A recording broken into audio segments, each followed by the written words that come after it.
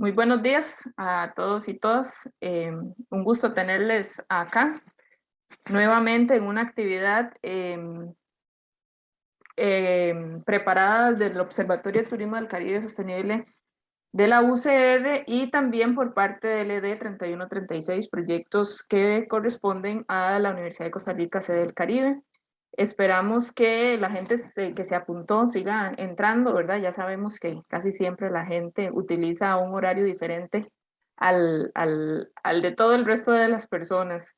Un gusto saludar a la gente que nos acompaña, precisamente a profesores, a docentes y a investigadores de la sede del Caribe, también como a dos colaboradores e investigadores de Albasud. En este momento también tenemos algunos estudiantes que ya se han venido conectando.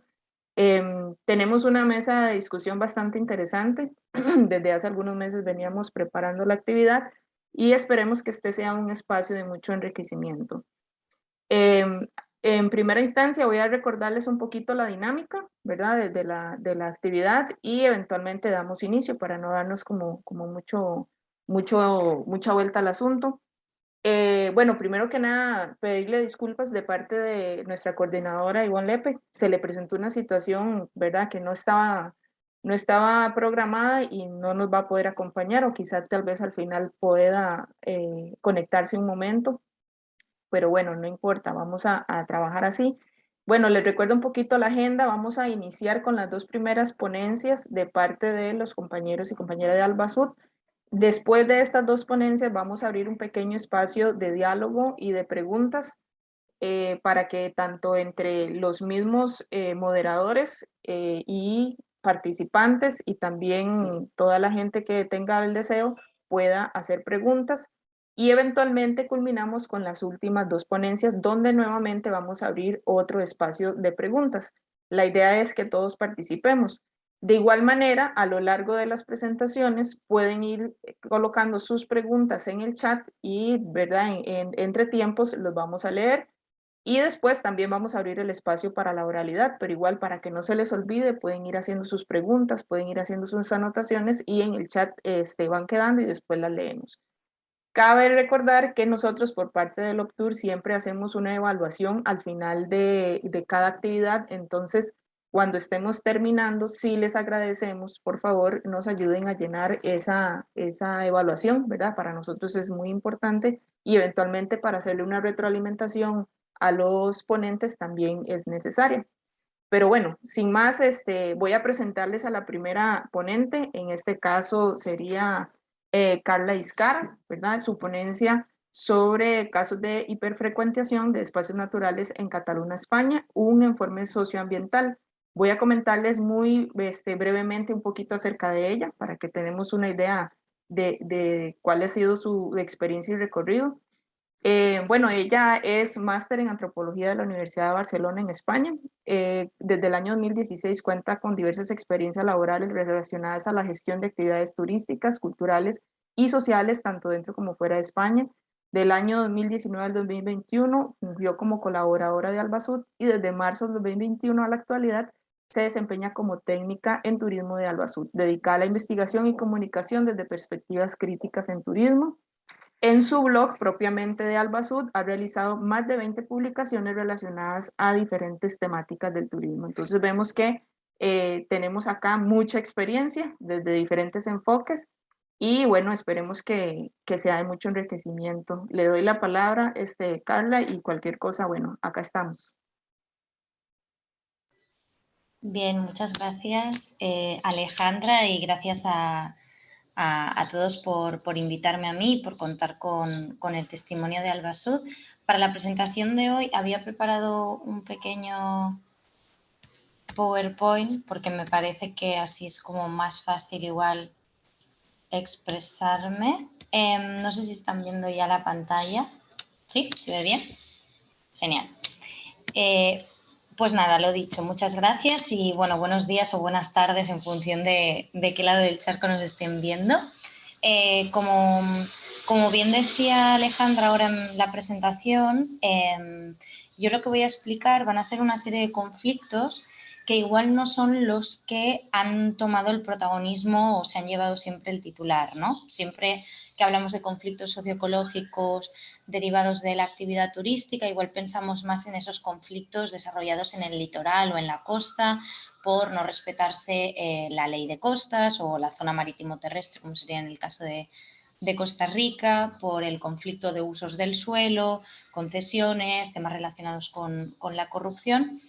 Pero yo hoy no voy a presentar este tipo de conflictos, que sí que ocurren en España y en Cataluña, sino que voy a presentar otros que para nada son nuevos, pero sí que es verdad que han cobrado más protagonismo y se han hecho más eco desde la pandemia y la época de la pospandemia y la reactivación turística, que es donde nos encontramos ahora mismo. Entonces, en Albasur, espera, que tengo que pasar esto. Sí, en Albasud lo que hicimos fue, en el contexto de pandemia, empezar a analizar los turismos de proximidad, que eran aquellos que se organizaban cerca de tu lugar de residencia habitual.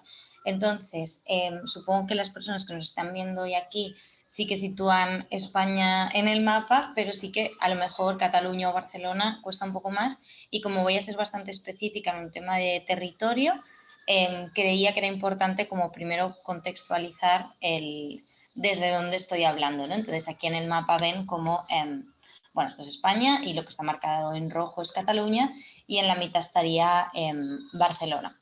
Entonces, dicho esto, ahora que ya estamos todos situados en el mapa, presento esto que ha sido la línea de investigación que hemos ido trabajando en Albasud estos últimos 2 años, año y medio, y sería todo lo relacionado con los turismos de proximidad, que no es algo que nos hayamos inventado nosotros, sino que lo definimos como eso, los movimientos turísticos de ocio, recreación, que se hacen como mucho a 2 horas de distancia de nuestro lugar de residencia habitual.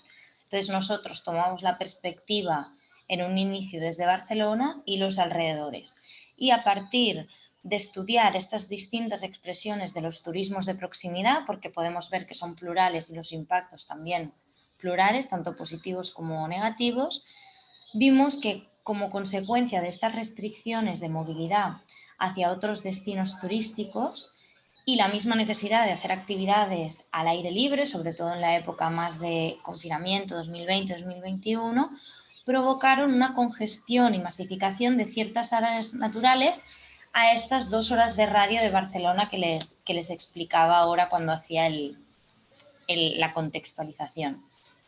Entonces, esto se debe en parte a la falta de espacios verdes en los núcleos urbanos. Por ejemplo, la ciudad de Barcelona tiene 1,6 millones de habitantes y la área metropolitana serían 3,2 millones, que es más o menos un poquito menos de la población total de todo Cataluña. Entonces, imagínense toda esa gente acumulada en, bueno, en muy poco espacio, con muy pocas zonas verdes y después de un confinamiento, ¿no? Pues lo que pasó fue como toda una extensión de mucha población a zonas rurales cercanas.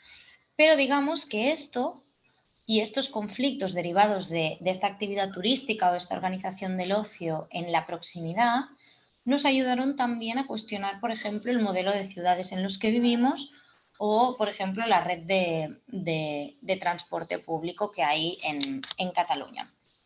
Entonces, entrando más en tema, ahora que ya hemos contextualizado el lugar desde el que hablo, algunos de los impactos que nosotros sistematizamos a partir de entrevistas a personas que habitan en estas zonas rurales, técnicos de ayuntamientos, otros profesores de universidad, grupos ecologistas, etcétera, vimos que uno de los primeros impactos que se resaltaba era un aumento de accidentes en estos espacios rurales naturales. Esto es a causa de la poca preparación o equipamiento de las personas que lo visitaban, ¿no? Entonces, esto sucedía que se requerían servicios de emergencia. De hecho, creo que salió una noticia que se triplicaban la solicitud de asistencia del equipo de bomberos de Cataluña, y eso con el consecuente gasto público que esto suponía, ¿no? Y esto era por falta de información, por caminos en mal estado o por causas meteorológicas desfavorables a la hora de hacer la salida, ¿no? En segundo lugar, otro conflicto era que los espacios rurales, cuando no están preparados ni dimensionados para otras funciones que no sean pues, una actividad agrícola, quedaban saturados de vehículos privados. Entonces, tanto las carreteras de montaña como las rurales suelen ser estrechas y pensadas pues, para eso, para las actividades agrícolas o ganaderas, y no para coger centenares o miles de coches de ciudad que llegan para hacer una excursión o bañarse en unas pozas o visitar un río, un parque, lo que sea. Entonces, ¿qué sucedía con esta saturación de estas carreteras y estos espacios? Pues que entraba en conflicto con el uso que hacía esta población dedicada a la agricultura y la ganadería, cuando, por ejemplo, los vehículos cortaban accesos a los campos o generaban problemas de movilidad en sus actividades cotidianas.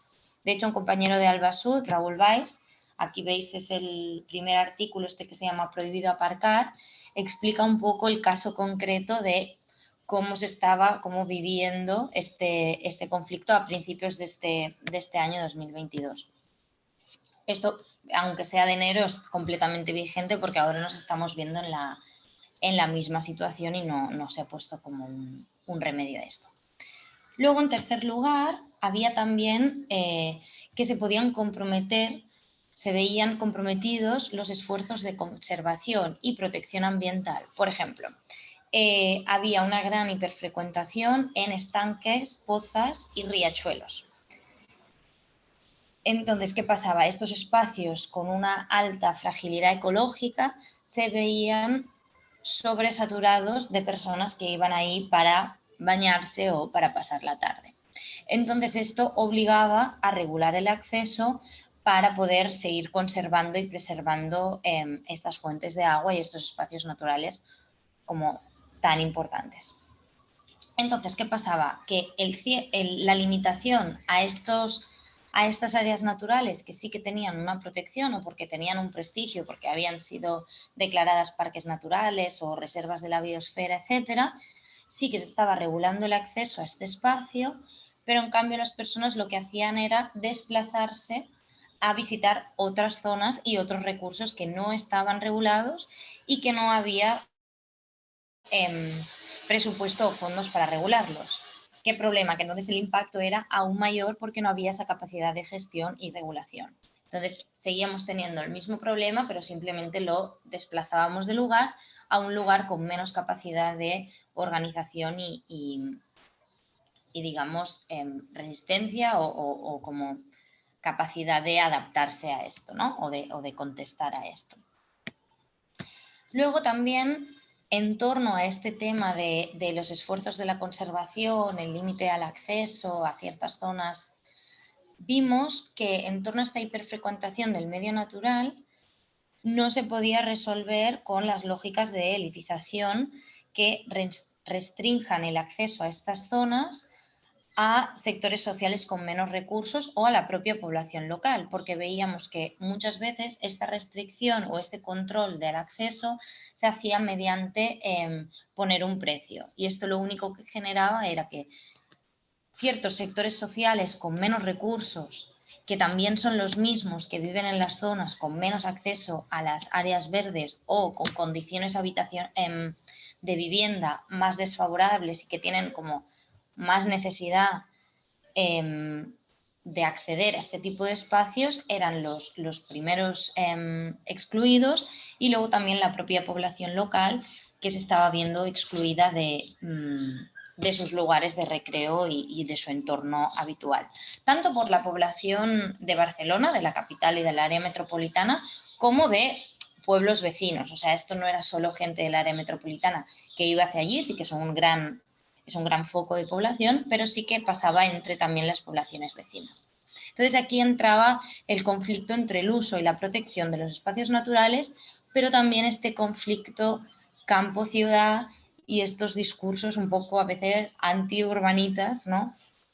De cómo las personas de la ciudad iban a invadir, digamos, el espacio natural y todo el conflicto social propiamente, más allá del impacto medioambiental y ecológico que esto generaba, y allí seguimos con el conflicto campo-ciudad.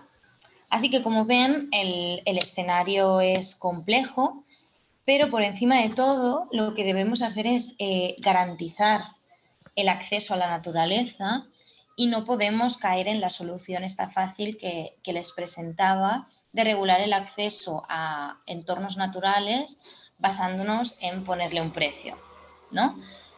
Sí que es verdad que se tienen que destinar recursos a hacer compatibles entonces estos derechos de conservación y preservación de la naturaleza, pero también tener en cuenta la necesidad de los seres humanos acceder a ella. Y no son solo las administraciones locales las que tienen que hacerse cargo de solucionar esta problemática, que es también lo que hemos visto en Cataluña hasta la fecha, que era responsabilidad de las administraciones públicas gestionar estos conflictos y no había órdenes más allá a nivel regional o a nivel estatal de ordenación del territorio. Entonces sí que creemos que tiene que haber, un nivel de planificación territorial superior que haga compatible este derecho de conservación, pero también esta necesidad de acceso. Entonces, ¿qué ideas, qué propuestas, qué hacemos, ¿no? frente a este escenario tan complejo?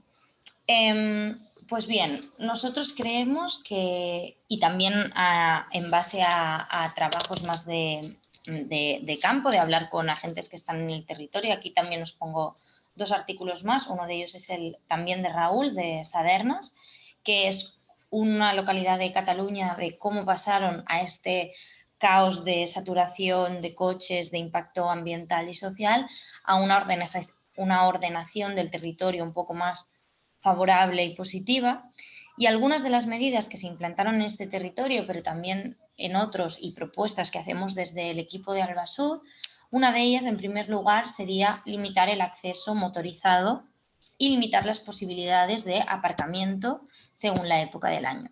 Esto sería, por ejemplo, que no se puede llegar en coche privado a ciertos niveles de montaña, a ciertos parques, a ciertas orillas del río, a ciertas playas, etc.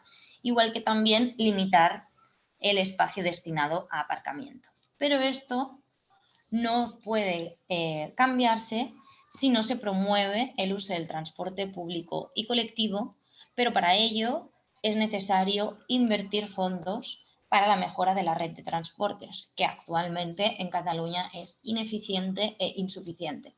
Entonces, no podemos estar limitando el aparcamiento y limitando el acceso motorizado y pidiendo a las personas que usen el transporte colectivo si no le estamos ofreciendo un transporte de calidad, accesible y eficiente, con suficientes horarios, que llegue a los lugares, que sea cómodo, puntual, seguro, etc.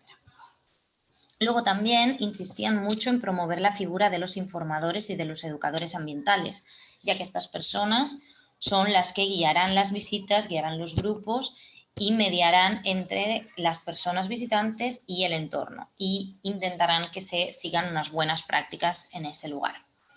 Luego también una de las propuestas que nosotros insistimos y creemos que tienen una gran potencialidad y que aún no están siendo suficientemente exploradas son todas, es la idea de priorizar medidas de, por ejemplo, de sorteo para acceder a ciertas zonas naturales que necesitan regular la capacidad de carga y regular el acceso, que no aquellas que excluyan por precio, que es lo que veíamos, ¿no? Que ahora para llegar a ciertos lugares tenías que pagar por entrar o pagar por poder aparcar. Nosotros hablamos que sería mejor directamente desde la planificación del viaje, que también es una de las demandas del territorio, que la gente planifique y se informe antes de viajar a las zonas rurales o naturales, sería en esta planificación poder, por ejemplo, si yo quiero ir a visitar un río, una cascada, una montaña concreta, pedir un ticket y que hubiera un cupo de 100 personas que lo pudieran visitar ese día. Entonces, por internet poder pedir esa visita y poder ir tranquilamente y de este modo encontrar el equilibrio entre controlar el acceso a una zona medioambientalmente frágil y también no excluir a ciertas personas de esa zona por no poder pagar la entrada o no poder permitírselo, ¿no? También dentro de todo este abanico de alternativas y de soluciones más prácticas y operativas por si nos encontramos en el territorio con estos problemas, hace poco publicamos en Albasut un artículo que lo recomiendo especialmente de Bram Buscher y Robert Fletcher, que habla sobre una nueva propuesta de modelo de conservación que se llama modelo de conservación convencional, convivencial, que está basado como en una teoría que se aleja un poco del conservacionismo habitual que solemos ver en otros tipos de parques naturales. Digamos que es una propuesta completamente distinta que nos transforma la forma en la que nos relacionamos con la naturaleza y cómo también concebimos la conservación de esta y cómo la integramos también en nuestra vida y en nuestras ciudades. Entonces, si lo quieren leer, se lo recomiendo. A modo de conclusión, para terminar, como ven, es una situación compleja y cuesta encontrar este equilibrio, pero sí que hay propuestas que intentan acercarse a una solución turística que no sea excluyente, digamos.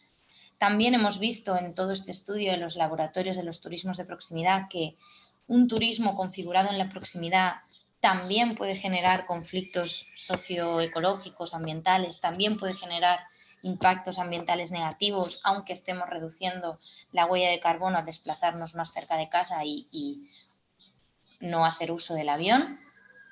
Vemos también que el contexto es importante cuando analizamos la actividad turística y que pueden haber discursos muy distintos dentro de un mismo territorio y desde realidades turísticas distintas. Supongo que hoy veremos otros casos y otras realidades, otros contextos y otras propuestas completamente distintas. Y luego reivindicar, como solemos hacer siempre, la importancia de llevar el turismo al debate público, al debate político, a generar encuentros como estos para hablar del turismo desde una perspectiva crítica, pero también transformadora y propositiva, por la importancia que tiene en nuestras economías, en nuestras ciudades y por su transversalidad y los efectos que conlleva. Así que esto era todo por mi parte. Muchas gracias y estaré encantada de responder a todas las preguntas y me quedo para oír a mis compañeros. Gracias. Muchísimas gracias, Carla. Muy, muy interesante, ¿verdad? La perspectiva desde otra realidad, ¿verdad? Muy distinta a la que estamos nosotros acostumbrados. Bueno, vamos a darle paso entonces a la segunda ponencia y recuerden que ahí está el chat, pueden ir haciendo preguntas, anotando algún comentario para eventualmente leerlo y pues darle la resolución que necesita. Vamos a pasar entonces con Arturo Silva, ¿verdad? Con su ponencia Manifestación del conflicto turístico en Costa Rica desde una perspectiva ecológica y social. Muy brevemente les comento que Arturo es sociólogo por parte de la Universidad de Costa Rica, parte de la generación 2017 Nuevas Voces del Instituto de Investigaciones Sociales de la UCR, miembro de la WaterLab y actualmente trabaja también con la UNED o la Universidad Estatal a Distancia. En su blog de Albasut propiamente tiene más de 15 publicaciones relacionadas a distintas situaciones y temáticas del turismo. Entonces, bienvenido Arturo, te damos la palabra. Hola, ¿qué tal? Muchísimas gracias. Yo también voy a necesitar que pueda compartir la pantalla. Sí. Creo que tiene el permiso, sí. Ya tengo, ok, perfecto, perdón. Ok, listo. Bueno, sí, agradecerles, ¿no? Por el espacio. Y yo, más o menos, lo que les voy a contar es, vamos a ver, la situación que yo vengo siguiendo desde hace algunos años ya sobre el tipo de desarrollo turístico que está sucediendo en la provincia de Guanacaste desde hace ya algunos años, ¿no? Básicamente, en Guanacaste, a partir de la década del 2000, ya se manifiesta un tipo de desarrollo turístico enfocado en el segmento de sol y de playa, fundamentalmente visible en el sector residencial y en el sector hotelero vinculado con las cadenas, ¿no? Yo vengo siguiendo este tipo de conflicto social y ambiental, ¿no? Se viene manifestando en la región y qué características guarda, ¿no? De manera muy general, ¿no? Mencionar que esencialmente cuando nosotros hablamos de turismo, de lo que estamos hablando es de los espacios que, entre otros usos, también se usan, ¿no? Para actividades de ocio y de recreación, ¿no? En el cual hay un mercado, ¿no? De bienes y de servicios para satisfacer determinada demanda, ¿no? En estos espacios confluyen actores locales, externos, los institucionales, privados, en el diseño, en el uso al cual se le da el espacio, ¿no? Siguiendo con esta misma línea, lo que yo te he podido ir identificando es que se pueden encontrar disputas en espacios turísticos, fundamentalmente en lo que tiene que ver con el uso de el espacio, el aprovechamiento de los recursos que permiten el funcionamiento, ¿no? De estos espacios dedicados a la actividad turística, y también lo que tiene que ver con la distribución de los costos y de los beneficios, tanto los materiales como los ambientales a diferentes escalas, ¿no? Es importante entender, ¿no? Y estoy completamente seguro que ya lo saben, ¿no? Pero el turismo, ¿no? Forma parte, ¿no? De nuestro país en tanto actividad económica con gran protagonismo a diferentes escalas, ¿no? Las locales, regionales y hasta las nacionales, ¿verdad? ¿De qué manera yo abordo esta situación del conflicto turístico, ¿no? Fundamentalmente tiene que ver a partir de lo que se conoce como turistificación, ¿no? Que es esencialmente la reconversión de los territorios para su uso exclusivamente turístico, ¿no?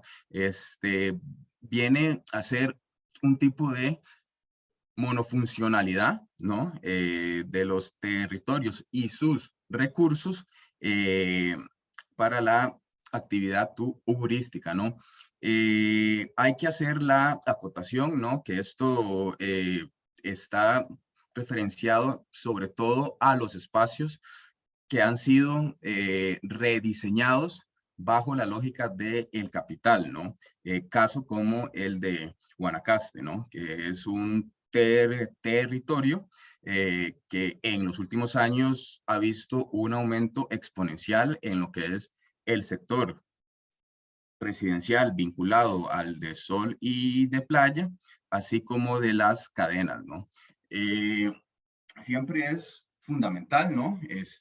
Si bien hay una guía conceptual continuamente, contrastar qué es lo que sucede en la realidad, ¿no? Y entendiéndolo como un proceso, ¿no?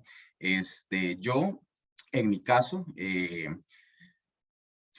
me acerco a través de los estudios de caso, ¿no? Y voy sumando diferentes comunidades a lo largo de la línea costera que de alguna o de otra manera manifiestan conflictos, rechazos, preocupaciones a lo que conlleva esta situación de la turistificación de las playas en Guanacaste, ¿no?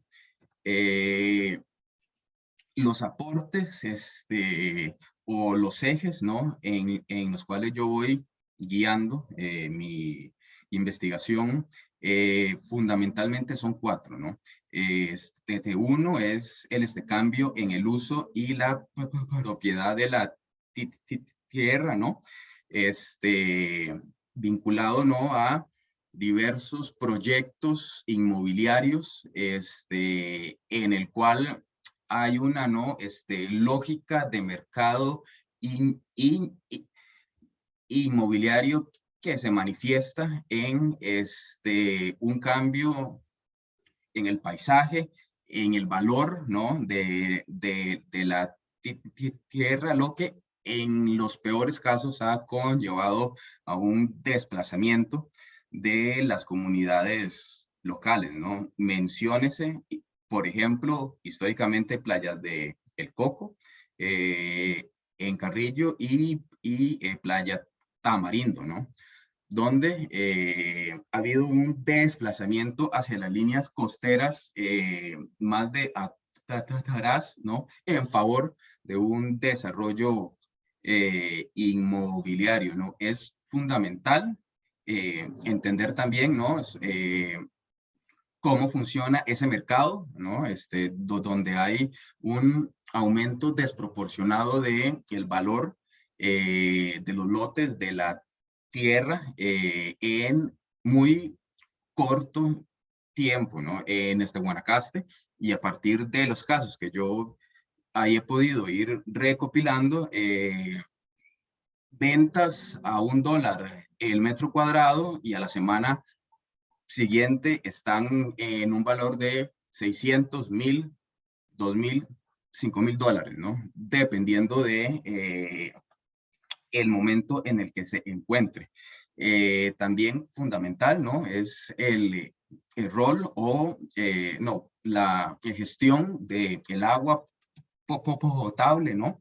En comunidades de costa que históricamente han dependido de formas organizativas vinculadas a una gestión más local, ¿no? Aquí es fundamental el tema de las asadas, ¿no? Y de qué manera gestionan ese conflicto para poder satisfacer la demanda de un sector que está en franco crecimiento continuamente, ¿no? Otro eje fundamental tiene que ver con el rol de las instituciones públicas, ¿no? Lo cual, como ya sabrán, ¿no? Costa Rica es un país con una burocracia bastante compleja, ¿no? Donde tienen que ver distintas instituciones en el manejo de determinados territorios, ¿no? Ahí vamos, desde los gobiernos locales, las asadas, como les comentaba, las asociaciones de desarrollo, el AIA, el ICT, el SINAC, ¿no? Y realmente lo que se ha podido ir descubriendo es que hay un traslape de responsabilidades que usualmente nunca llegan a resolver una problemática en aumento, ¿no? Y finalmente lo que tiene que ver con la reestructuración del tejido local, ¿verdad? Eso es poder entender de qué manera se dan cambios, ¿no? En la organización local de las comunidades en favor de nuevos actores, en favor de nuevos intereses, ¿no? Aquí es fundamental todo lo que tiene que ver con el papel de las cámaras de turismo, también, y tal vez más importante, las agencias de bienes raíces, ¿no? Que vendría a ser un actor fundamental para poder entender qué es lo que viene sucediendo en Guanacaste, ¿no?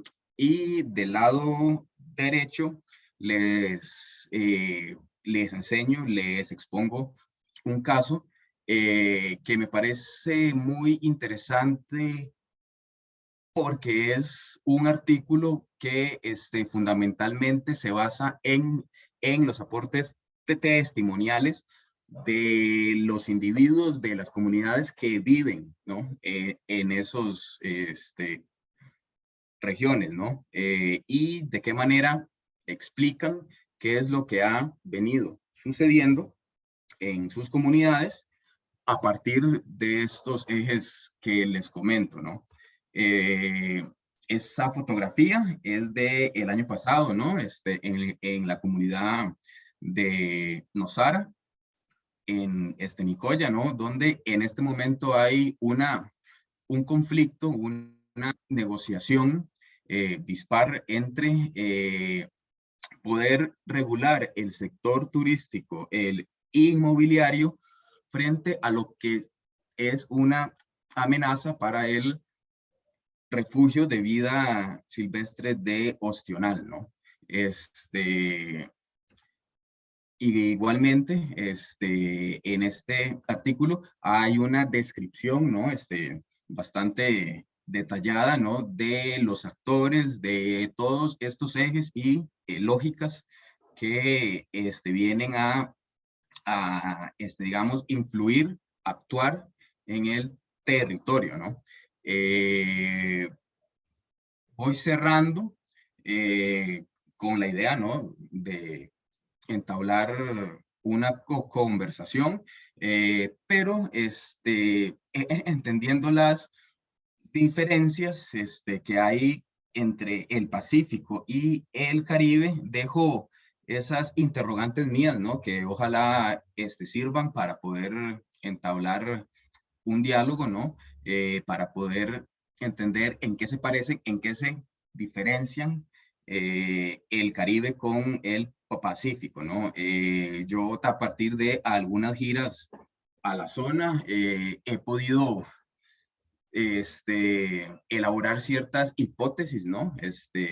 Pero para no extenderme, lo voy dejando por acá. Muchísimas gracias.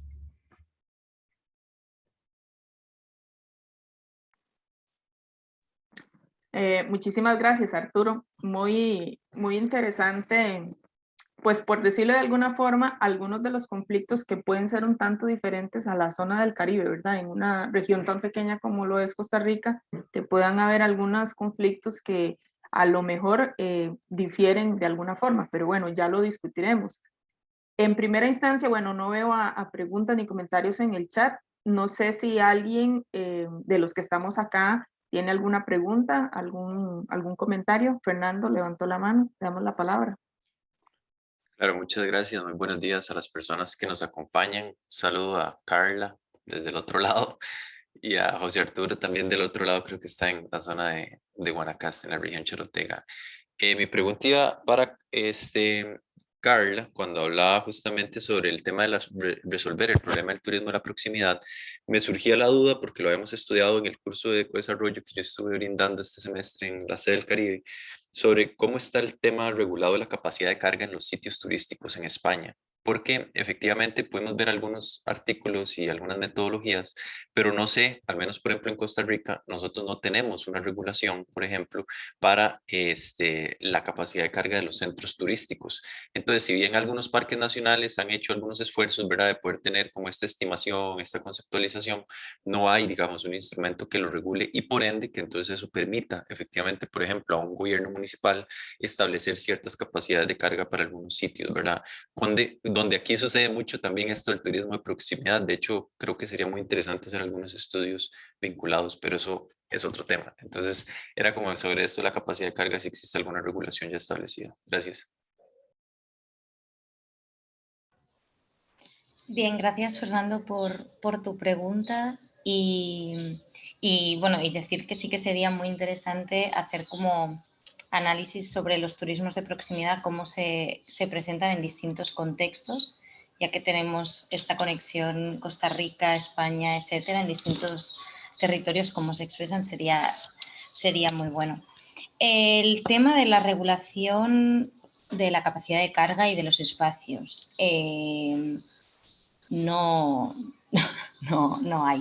Sí que, por ejemplo, en algunos casos, como los que presentaba hoy, el ayuntamiento encarga como un estudio de la capacidad de carga, digamos, de la capacidad ambiental, o sea, la capacidad a nivel medioambiental que tiene ese espacio de de acoger a gente. Lo que pasa es que, por ejemplo, en las pozas y los ríos naturales, los ambientalistas dicen que directamente no se tendría que bañar la gente, que se tendría que prohibir la entrada, hablando estrictamente a nivel de conservación ambiental. Pero claro, ahí entra el conflicto de los usos, ¿no?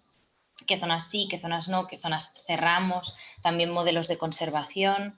Por eso también les recomendaba el artículo de otros modelos de conservación que nos permitan mirar un poquito más allá, que no sea solo cerrar los lugares para mantener esa naturaleza prístina en un lugar. Pero así como tal, no solo en algunos espacios, por iniciativa municipal, se está controlando la capacidad de carga. Por ejemplo, hay una playa en España muy conocida, que es la playa de las Catedrales, que bueno, es un lugar donde había muchísima gente porque hay unas formas rocosas como muy vistosas y la gente quiere ir a tomarse fotos, y ahí sí que se reguló el espacio, pero son en lugares muy concretos que se ha regulado la capacidad de carga, y siempre ha sido como reacción a un accidente o porque ya era como muy tarde y se ha tenido que poner eso. Pero así como tal, una directiva no habría. Se va solucionando sobre la marcha y muy a nivel local, municipal. Sí. Gracias, Carla. ¿Alguien tiene otra pregunta? ¿Algún comentario? Acá en el chat tenemos una pregunta, vamos a revisarla. Dice Miguel, para Carla también, de acuerdo a tu exposición, se podría decir que el sistema económico que se implementa en un país sería el causante de las desigualdades y el impacto hacia el medio ambiente.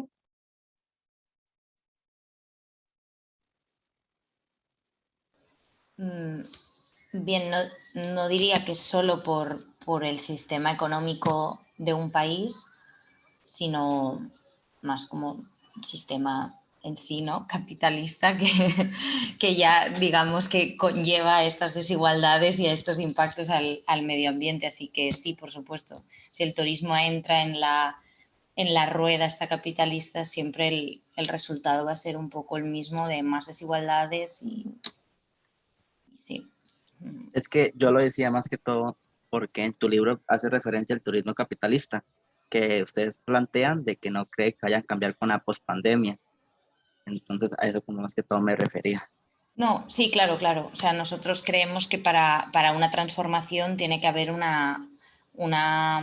proceso de transición socioecológica y evidentemente el sistema capitalista hemos visto que no nos va a permitir explorar otras alternativas. Así que sí, pero digamos que el sistema capitalista va más allá de un sistema puramente económico. Digamos que las consecuencias son más amplias, pero sí. Por decirlo así en pocas palabras, benefician a los más grandes. Justo. Gracias, Miguel. ¿Alguien más? Yo tenía una pregunta, por si iba muy de la mano a lo que justo preguntó Fernando, iba para Carla. Puede que ya esté medio respondida, pero tal vez como ampliar un poquito en esa parte. Normalmente el turismo de una región o de algún lugar en específico se percibe muy diferente desde el turista nacional y desde el turista extranjero, ¿verdad? Viendo que hay una problemática tan grande precisamente en las zonas de las de Carla exhibe, de alguna manera, no sé, gobiernos locales o gobiernos generales, institutos, ministerios, etcétera, ¿existe algún protocolo, alguna acción, alguna estrategia para educar básicamente al turista extranjero sobre esta situación que es real, pero que muchas veces al sistema capitalista precisamente no le sirve, ¿verdad? Limitar el ingreso a ciertos lugares o a ciertas zonas?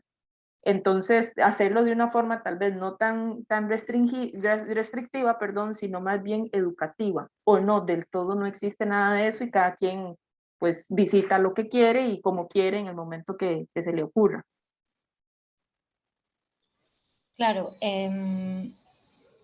aquí bueno, dos cosas. Por una parte, sí que, por ejemplo, en algunas de las propuestas, si nos centramos en el tema del acceso a las zonas naturales, una de las propuestas era que hubiera esta figura del educador ambiental o el mediador ambiental, el guía, como vía para asegurar estas buenas prácticas, ¿no? Dirigido más al comportamiento del visitante en aquel lugar, ya sea extranjero o sea local. Nosotros no, o sea, ya hemos visto que aunque sea un turismo de proximidad del pueblo de al lado, a veces puede generar los mismos problemas de viniendo de la otra punta del mundo. Esto no hay como mucha distinción aquí, porque al final si vas en masa genera a nivel ambiental o de ruido, pues acaba siendo lo mismo. Pero luego también la otra cosa que me preocupa sería que a veces no tanto se tiene como dejar la responsabilidad al turista, al individuo, ¿no? Que a veces pecamos un poco de que sea la persona la que sepa cómo debe comportarse o lo que debe o lo que no debe hacer, tanto en un medio natural como urbano o lo que sea cuando viajamos, ¿no? Que sí, evidentemente, como consumidores y personas tenemos la capacidad y el deber de saber comportarnos y tomar decisiones, ¿no? Pero yo creo que aquí lo que tenemos que apelar es una responsabilidad política de en cada territorio de que se hagan políticas turísticas, y de ahí mi cierre de mi intervención de que tiene que ser un tema central, y lo hemos visto con los turismos de proximidad y lo estamos viendo ahora en Barcelona con la reactivación turística, que estamos volviendo de golpe a cifras de principios de 2019, de prepandemia. La situación social está siendo muy tensa porque la gente vuelve a revivir como esos impactos del turismo, y a nivel político lo único que se está haciendo es invertir en más promoción para que venga más gente a coger más cruceros, más congresos. Entonces yo diría que más que apelar a la responsabilidad del turista, que sí podemos hacerlo, tenemos que pedir responsabilidades políticas y políticas que frenen este turismo y que lo transformen en un sentido más igualitario, equitativo, y que genere menos desigualdades y menos impactos negativos. Sí, al final se vuelve lo que mencionaba Miguel, ¿verdad? Un tema de dinero que siempre media por encima de todo. Yo tengo otra pregunta para ver cómo estamos de tiempo. Creo que da tiempo de una pregunta, pero tenía una pregunta para Arturo. No sé si alguno de los que está acá, dudo mucho que Carla, pero el resto tal vez sí, me llamó la atención cómo el tema en la región Guanacaste, ¿verdad? Hay un tema ahí de territorio bastante complejo, y que precisamente hace un par de semanas un medio de comunicación hizo una serie de reportajes donde sí hay, o sea, se visualiza, ¿verdad? Con mis dudas siempre, ¿verdad? Pero se visualiza una problemática en cuanto a la venta de territorios a turistas que desean venir a invertir para el día de mañana, ¿verdad? El día de su retiro, de sus pensiones y demás, venir a residir a la región. Y cómo entonces muchas personas, ¿verdad? Tanto turistas como nacionales, han encontrado en el tema de la expropiación, por decirlo así, una problemática pues real, ¿verdad? Y bueno, estafas y otro montón de cosas. Yo imagino, ¿verdad? Desde las conclusiones que yo asumí cuando vi este reportaje, yo imagino que para el turista que llega a la región de Chorotega, precisamente, que es normalmente un turismo de muy alto valor socioeconómico, que normalmente llega a invertir a esa zona del país, estas percepciones han sido pues de devaluación para el país. ¿Existe algún tipo de percepción en cuanto digamos, al comerciante o al empresario, microempresario turístico, en cuanto a esta problemática que parece que va cada vez en más aumento, o no? O sea, realmente no se visualiza como una problemática como tal, sino como han sido unos casos pues al azar que han vivido, no sé. Claro, sí. Mira, si me preguntas si el sector inmobiliario ha podido desarrollar alguna capacidad de autorregulación, donde ya reconozca, ¿no? Las consecuencias ambientales, ¿no? Saturación, que ha venido sucediendo en ciertos destinos ya, de fácil reconocimiento, como puede ser Sámara, Nosara, Tamarindo, El Coco. Yo te diría que no, ¿verdad? y hay que recordar que en este país realmente el sector inmobiliario maneja mucha libertad, ¿no? Lo que fundamentalmente requiere es, bueno, de los permisos municipales, ¿no? Donde supuestamente debería de tener ya una carta de disponibilidad de aguas. No siempre se da en ese orden, y además seguir ciertos lineamientos del Colegio Federado de los Arquitectos y ingenieros, ¿no? Entonces, no, lo que sí ha venido sucediendo es que hay segundos residentes, ¿no? Principalmente de los Estados Unidos, que es más del 90% de la visitación extranjera que llega a la provincia, según el ICT, donde ya han ido reconociendo que se sigue una misma tendencia que los hizo migrar de lugares como, digamos, California, en los Estados Unidos, hacia Guanacaste, ¿no? Y han intentado dialogar, frenar, incidir a una, digamos, escala local, ¿no? Sobre lo que puede y conlleva sobre desarrollo inmobiliario, ¿no?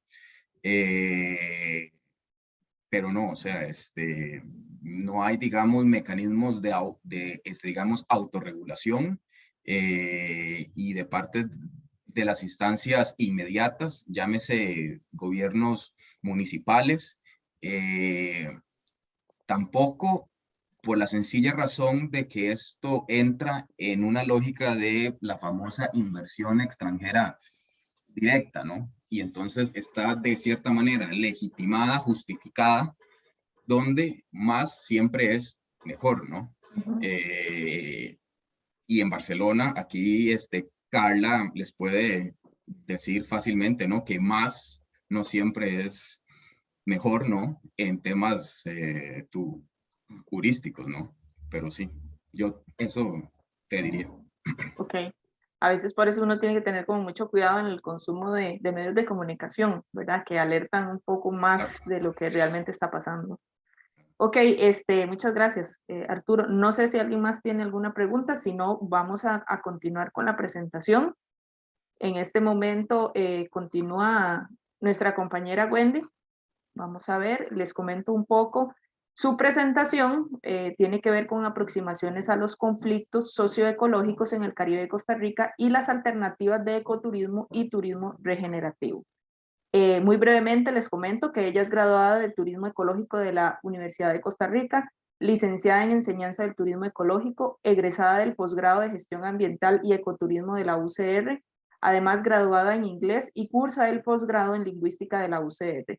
Licenciada en Enseñanza del Inglés, actualmente trabaja como docente en la carrera de Turismo Ecológico de la sede del Caribe y coordina el trabajo comunal universitario, promoción y fortalecimiento del ambiente y la cultura en el Caribe costarricense, también en la sede del Caribe. Entonces te damos el espacio, Wendy. Hola, buenos días. Gracias a todos los que nos acompañan. Bueno, yo voy a presentar, no es como una presentación muy convencional, espero que la puedan ver acá. Precisamente porque lo que buscaba era ver cómo las relaciones, ¿verdad? Se dan relaciones precisamente desde un pensamiento sistémico. Lo que quería ver era precisamente este tema desde una visión más como todo está conectado, ¿verdad? Entonces, no por temas de tiempo, ¿verdad? Este tema es muy, muy amplio realmente, pero nosotros tenemos, ¿verdad? Históricamente una situación en cuanto a conflictos de que se han dado en el Caribe, en la zona del Caribe, pensando esto como un destino turístico, ¿verdad? Y la idea era traer a la mesa visualizar, ¿verdad? Todos estos conflictos que se han generado y los problemas causados a raíz de ¿verdad? Y cómo tenemos algunas alternativas de que nos dan, que nos brindan el turismo, ¿verdad? En este caso el ecoturismo y los pilares del turismo regenerativo, que también se basan en lo que es pues, la sostenibilidad, ¿verdad? Los objetivos de desarrollo. Entonces, eso precisamente, ¿por qué? Porque parece un poco mentira, pero tenemos, digamos, nosotros nuestros líderes que luego de repente aparecen con algunas ideas o iniciativas que nosotros decimos, bueno, ¿cómo se rescatan a veces esas ideas, verdad? Ahorita, por ejemplo, tenemos la amenaza nuevamente de la minería, por decirlo así, ¿verdad? Ya se supone que se había pasado ese proceso y así por el estilo, bueno, van pasando los años y vuelven a surgir los mismos conflictos. Entonces, estar un poco a visualizar, ¿verdad?, cómo estos problemas que se han dado en el Caribe y cuáles podrían ser algunas alternativas, ¿verdad? Entonces, viendo esto, ¿verdad?, el destino Caribe nosotros sabemos que tiene muchos recursos, ¿verdad?, mucha biodiversidad, estamos hablando a nivel social también, ¿verdad? Pero esos recursos también se ven presionados. Entonces, nosotros históricamente, ¿verdad?, hemos tenido acá lo que es, digamos, por ejemplo, la expansión, ¿verdad?, del monocultivo del banano y la piña, siendo tal vez en los últimos años la más vista o más criticada, ¿verdad?, el tema de la expansión piñera, ¿verdad?, que precisamente pues es Costa Rica el mayor productor, ¿verdad?, en el mundo. ¿Qué es lo que sucede? Bueno, esto no necesariamente se traduce a lo que es un progreso social, ¿verdad? O que haya más producción o más, digamos, sostenibilidad también a nivel de recursos en las zonas donde se produce, ¿verdad? También tenemos otras zonas del país, pero hablando, digamos, precisamente del destino Caribe, ¿verdad? Siempre existe esa presión sobre los recursos.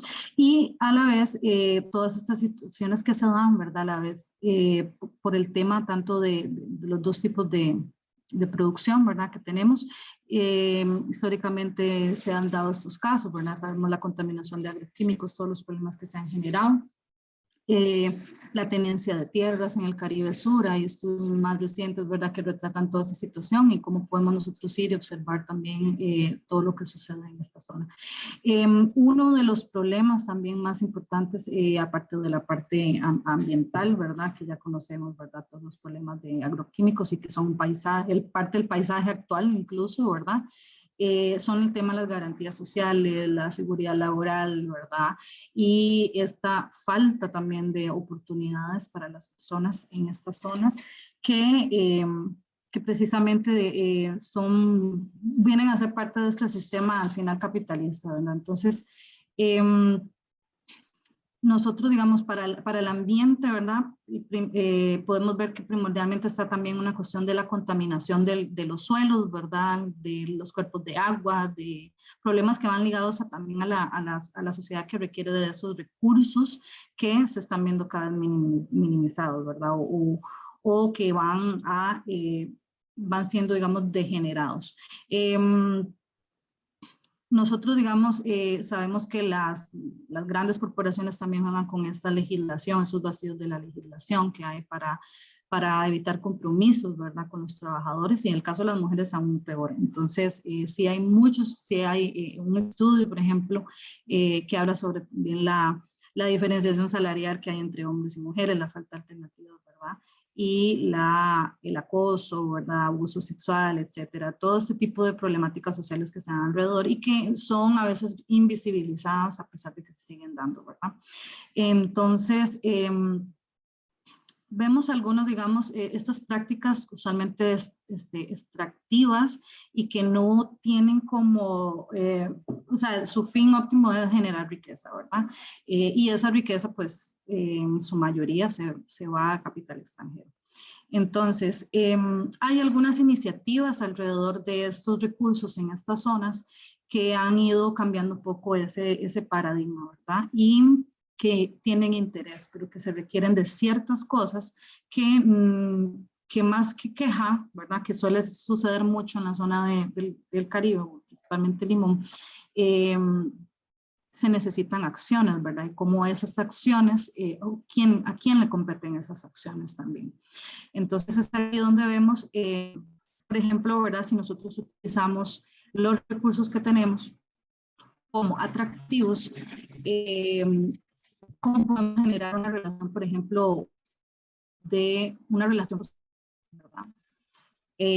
Cuando hablamos de producciones extractivas, no significa que no vayan a existir como actividades productivas, sino mejor, ¿verdad? Y necesitamos para eso una planificación, necesitamos para eso una colaboración institucional, necesitamos una visión general de país y también una coordinación, ¿verdad? Porque muchas veces se rescata también en la literatura que tenemos mucha legislación ambiental y poca, digamos, ejecución en cuanto a eso, ¿verdad?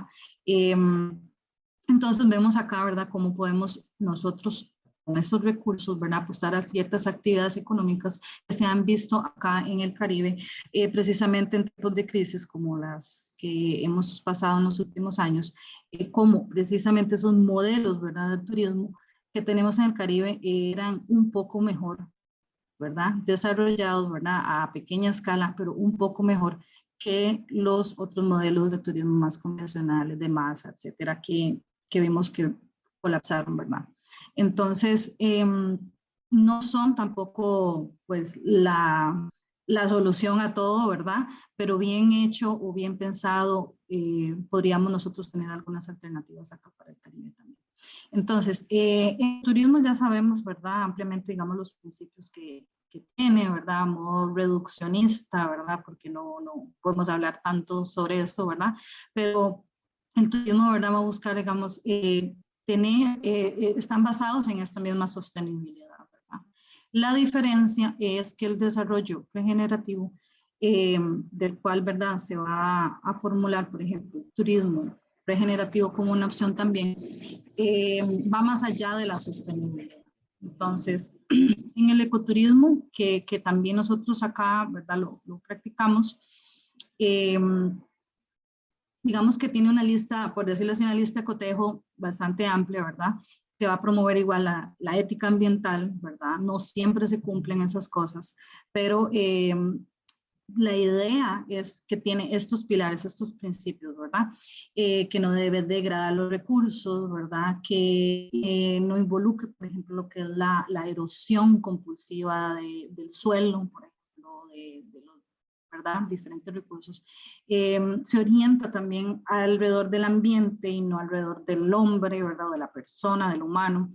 Y aceptándolo tal como es, ¿verdad? Entonces, tiene sus principios bastante necesarios.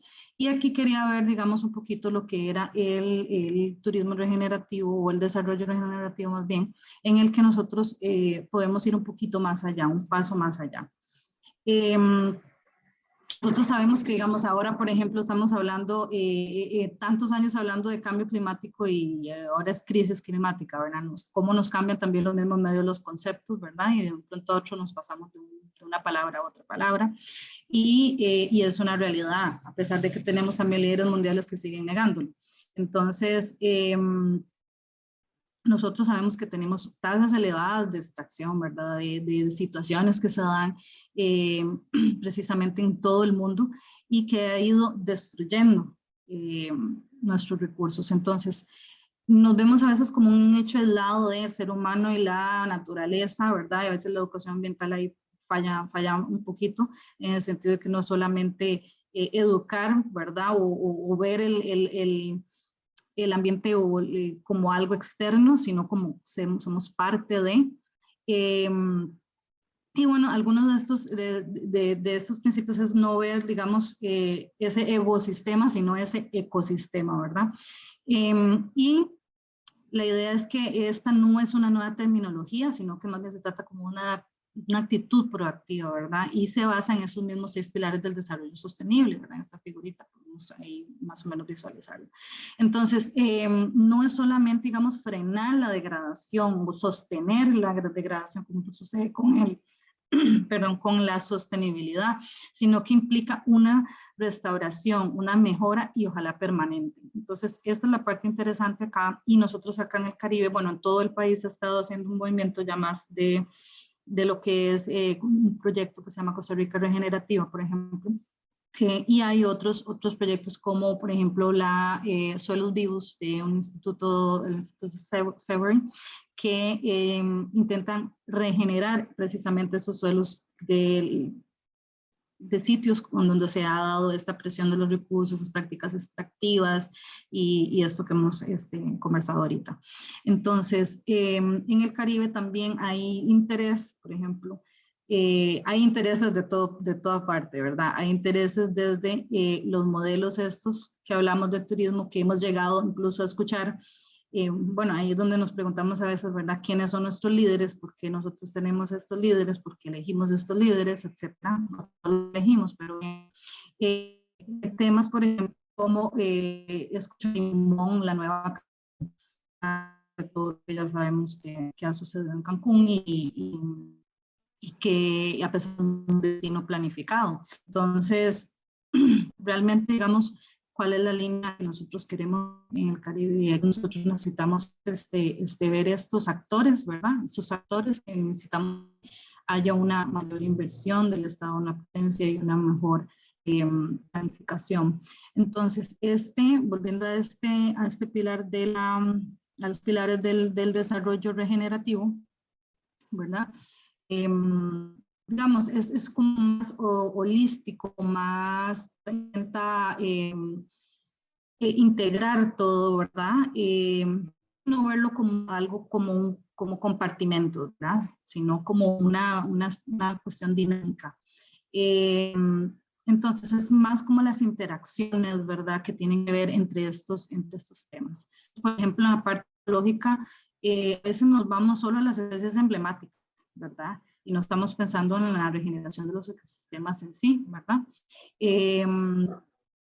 Hay para estos modelos, hay metodologías, ¿verdad? Por ejemplo, la de soluciones basadas en la naturaleza, etcétera. En el campo social, ¿verdad? Son varios rápidamente, podemos ver, digamos, por ejemplo, que las sociedades sean funcionales, que sean equitativas, participativas, activas, pero que debe ser inclusivo. O por ejemplo, el tema de la violencia, que sucede también en la zona de Caribe, ¿verdad? Cómo se combate, ¿verdad? Y cómo brindar posibilidades de, o sea, ¿cómo podría combatir la violencia o digamos, ciertas prácticas sociales?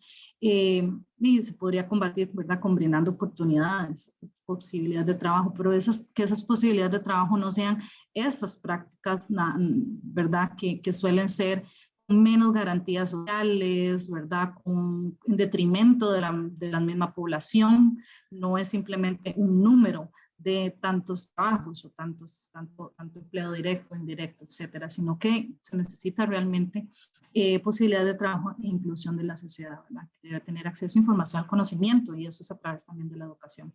En la parte económica, ¿verdad? En este pilar económico, entonces es más de general el sistema económico, ya es a nivel global, ¿verdad? Pero hablando, digamos, que como idea principal, ¿verdad? Que sea una economía más justa, incluyente, ¿verdad? A nivel político es tal vez uno de los más complicados, ¿verdad? Como el compañero, también hay mucha traba, mucha, ¿verdad? Burocracia, ¿verdad? La cuestión de la transparencia y ética que hemos pasado también en el país es algo que nos ha dejado un sinsabor, ¿verdad? También en estudios sobre estos conflictos socioambientales. Nos dicen los autores que las personas han perdido la confianza en la institucionalidad, ¿verdad? Precisamente las denuncias que se dan, no se tramitan, no se llega a nada, habrá muy pocos casos realmente que se han logrado hacer cosas como, por ejemplo, esta tal vez moratoria a la expansión piñera, por ejemplo, o obligar a las empresas ¿verdad? A cumplir su parte. Pero se necesita a nivel político también formar jóvenes que quieran incorporarse, ¿verdad? Que haya un recambio también y que haya un análisis crítico por parte de estos participantes, ojalá que sean también jóvenes, ¿verdad? El manejo de conflictos, se necesita liderazgo, la innovación, la co-creación, se necesita ese trabajo de redes, se necesita a nivel cultural, entender que es también que la cultura, bueno, es el ADN, ¿verdad?, de los pueblos, y no podemos separarlo. Hemos llegado a escuchar también recientemente de líderes actuales que la cultura no era importante, ¿verdad? En tiempos de pandemia hablaban que incluso que la cultura no era importante, ¿verdad? Pero bueno, el conocimiento local de las personas, ¿verdad?, pueda generar respuestas adaptativas a estas necesidades, a estos cambios, ¿verdad? Pero muchas veces... Disculpe que le interrumpa, un par de minutos. Ok, listo. Gracias. Y entonces, ya digamos la parte para cerrar, digamos los pilares, la parte espiritual no es religión, sino que significa algo más objetivo, más ético, una verdadera sociedad del cuidado, ¿verdad? Entonces, acá, vamos a ver. Me perdió el Zoom. Podemos ver, digamos, las reflexiones finales serían precisamente estas, ¿verdad?, que vamos hablando de la planificación, la inversión del Estado que necesitamos, una verdadera educación ambiental integral, diversificación de las actividades productivas y visibilización de estos conflictos, pero todo esto no puede funcionar si no hay una colaboración institucional, ¿verdad?, de las empresas, de las instituciones y de la comunidad, de la población en sí. Entonces, como el todo este sistema, mostrarles el día de hoy. Muchísimas gracias, Wendy. Qué pena interrumpirla, pero para cumplir con los tiempos, bueno, ya recordarles que ahí está el chat. Si tienen alguna pregunta, algún comentario, pueden ir haciéndolo por ahí. Si no, igual al final vamos a retomar. También comentarles que a partir de ahorita el compañero William va a hacerles llegar un link al chat donde por favor les solicitamos vayan llenando la evaluación de la actividad. Ya se puede ir haciendo, ya vamos casi cerrando, entonces sí, por favor les agradecemos que no se vayan eventualmente sin antes colaborarnos con la evaluación. Bueno, para cerrar esta serie de presentaciones, tenemos a la última presentación, ¿verdad?, que es el máster Fernando Bermúdez, con la ponencia Análisis de las tendencias de desarrollo en la región Huetar Caribe con el uso de la teledetección. Les comento un poquito de Fernando. Él es el licenciado en Gestión Ambiental, consultor ambiental en temas de sostenibilidad, y gestión de recursos hídricos, egresado de la Maestría de Gestión Integrada de Recursos Hídricos para América Latina y el Caribe, docente investigador de la sede del Caribe, y coordina el proyecto de la Cuenca del Mar, fortalecimiento de la gestión del territorio en 2 cuencas hidrográficas de Limón, y también colaborador del Optur Caribe. Entonces, le damos la palabra. Buenísimo, muchas gracias. Muy buenos días a las personas que todavía nos acompañan y los que se han sumado también. Voy a proyectar por aquí. Vamos a ver, ahí la ven. ¿Están viendo la pantalla, la presentación? Sí. ¿Vale? Sí, se ve. Perfecto, gracias. Ok, entonces, bueno, básicamente la intención mía del día de hoy es que podamos hacer un análisis como el que Wendy planteaba, ¿verdad?, del entendimiento, digamos, sistémico efectivamente de nuestra región y enfocándonos, digamos, en algunos elementos que a través del método de la teledetección, que no es otra cosa más que la observación de la Tierra a través de sensores remotos o satélites que actualmente están disponibles para nuestro uso, pero que no han sido tan explotados, digamos, no hemos aprovechado estas herramientas, digamos, que están a disposición y pues que efectivamente nos dan luces de cuál es el desarrollo, digamos, que está sucediendo, ¿verdad? Ya Wendy nos hizo, digamos, una generalización, digamos, de los elementos que efectivamente han estado sucediendo, del comportamiento de la humanidad en, digamos, la región del Caribe, y también ahora lo vamos a ver un poco cómo se ve eso desde el espacio. Entonces, la agenda que les planteo es principalmente, bueno, contextualizar la región Huetar Caribe para quienes no están, digamos, como en la zona, o si nos están viendo y no saben muy bien cómo de dónde está hablando de Limón. Ahora lo vamos a ver un poco. Vamos a hablar un poco de los polos de desarrollo que se han creado dentro de nuestra región históricamente, que actualmente todavía continúan en expansión. Vamos a hablar un poco de las variables de análisis sobre estos polos, ¿verdad? O sea, sobre cómo al menos yo planteo algunos elementos que podrían ser de utilidad para analizarlo. Y por último, algunas conclusiones de estos análisis que se pueden hacer. Bueno, primeramente entender, ¿verdad?, que la conceptualización de región es algo que se hace a partir, digamos, del Sistema Nacional de Planificación, ¿verdad?, que es el Ministerio de Planificación el que lo hace y categoriza, por así decirlo, digamos, como de alguna manera la ubicación geográfica de las regiones por sus características culturales, económicas, ¿verdad?, de diferentes aspectos. Da la particularidad, ¿verdad?, de que la región Huetar Caribe abarca toda la provincia de Limón, que está compuesta de 6 cantones, y en ese caso podrían ser, digamos, en otros países hablamos de departamentos, ¿verdad?, tal vez para poder contextualizarlo. Y ha estado, digamos, esta región, ¿verdad?, construido, conceptualizada a partir de 1979. Antes de eso, no había, digamos, realmente una conceptualización, digamos, de la región como tal, y la provincia tenía un acceso limitado, ¿verdad?, a través del ferrocarril. No había como una carretera, digamos, que permitiera, por ejemplo, llegar a la parte norte del Caribe, sino que su acceso era bastante limitado. Y eso, pues, transformó y modificó el comportamiento económico, digamos, y la dinámica social de la región a partir del desarrollo de la Ruta 32, ¿verdad?, que es la conexión, digamos, que ya se hace, por así decirlo, más rápida después de que el ferrocarril efectivamente, pues, entraba cada vez más en una decadencia, al punto en el que hoy, a pesar de que ya estaba y existe, ¿verdad?, existía una conexión a través del ferrocarril con la región del Caribe hasta el puerto de Moín, hasta el puerto de Limón, perdón, pues simplemente actualmente no se utiliza. De hecho, está inhabilitada y parte de algunos proyectos que se desarrollaron en la región atlántica, ¿verdad?, como el proyecto hidroeléctrico Reventazón, que es el más grande de Centroamérica. Básicamente se enterró parte de la línea de tren que se tenía. Entonces ahora es con carreteras y vivimos cuestiones estructurales, ¿verdad? En ese caso, el desarrollo de la Ruta 32 nos empezó a hacer varios desarrollos en la región. Primeramente, por ejemplo, en la parte norte, el desarrollo de las barras de Colorado, Tortuguero y Sarapiquí, ahora tal vez lo especificamos en un mapa. Eso atrajo, digamos, un desarrollo de pesca enfocado también en la observación de tortugas, un tipo de turismo particular para esas zonas que el día de hoy todavía se mantiene, está presente, y es uno de los polos que tenemos. Después tenemos el puerto de Limón, ¿verdad?, que justamente a partir de los años 80, con la entrada de cruceros, empieza a desarrollar también una dinámica, digamos, de turismo importante, además del puerto como tal, ¿verdad?, que sí es actualmente el puerto Moín, bueno, en este caso lo que es APM Terminal, ¿verdad?, que es gestionado por una empresa holandesa, pero es el puerto que maneja más o menos el 90% de las exportaciones e importaciones que se tienen en Costa Rica, ¿verdad? Entonces el puerto de Limón y de Moín son muy importantes y esta entrada de cruceros dinamizó mucho en torno al tema del turismo. Y por último, digamos, ya entrada a los años 80, empieza a haber un desarrollo también en el Caribe sur de Costa Rica, principalmente enfocado a Cahuita y Puerto Viejo, un poco como respuesta, ¿verdad?, a una alternativa de turismo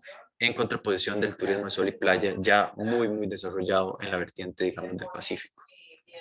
Esto que vemos por acá es como la categorización de las zonas, ¿verdad?, que nosotros tenemos, y lo que está en rojo sería la región Huetar Caribe abarcando la totalidad de la provincia.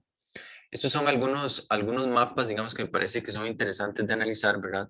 Por ejemplo, este primero que vemos por acá, lo que nos permite.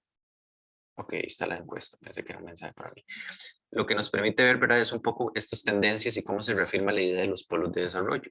Vemos como efectivamente en la parte norte, ¿verdad?, de la región, aquí en el cantón de Pocosí, está, ¿verdad?, un desarrollo, digamos, importante en torno al tema de hoteles, ¿verdad?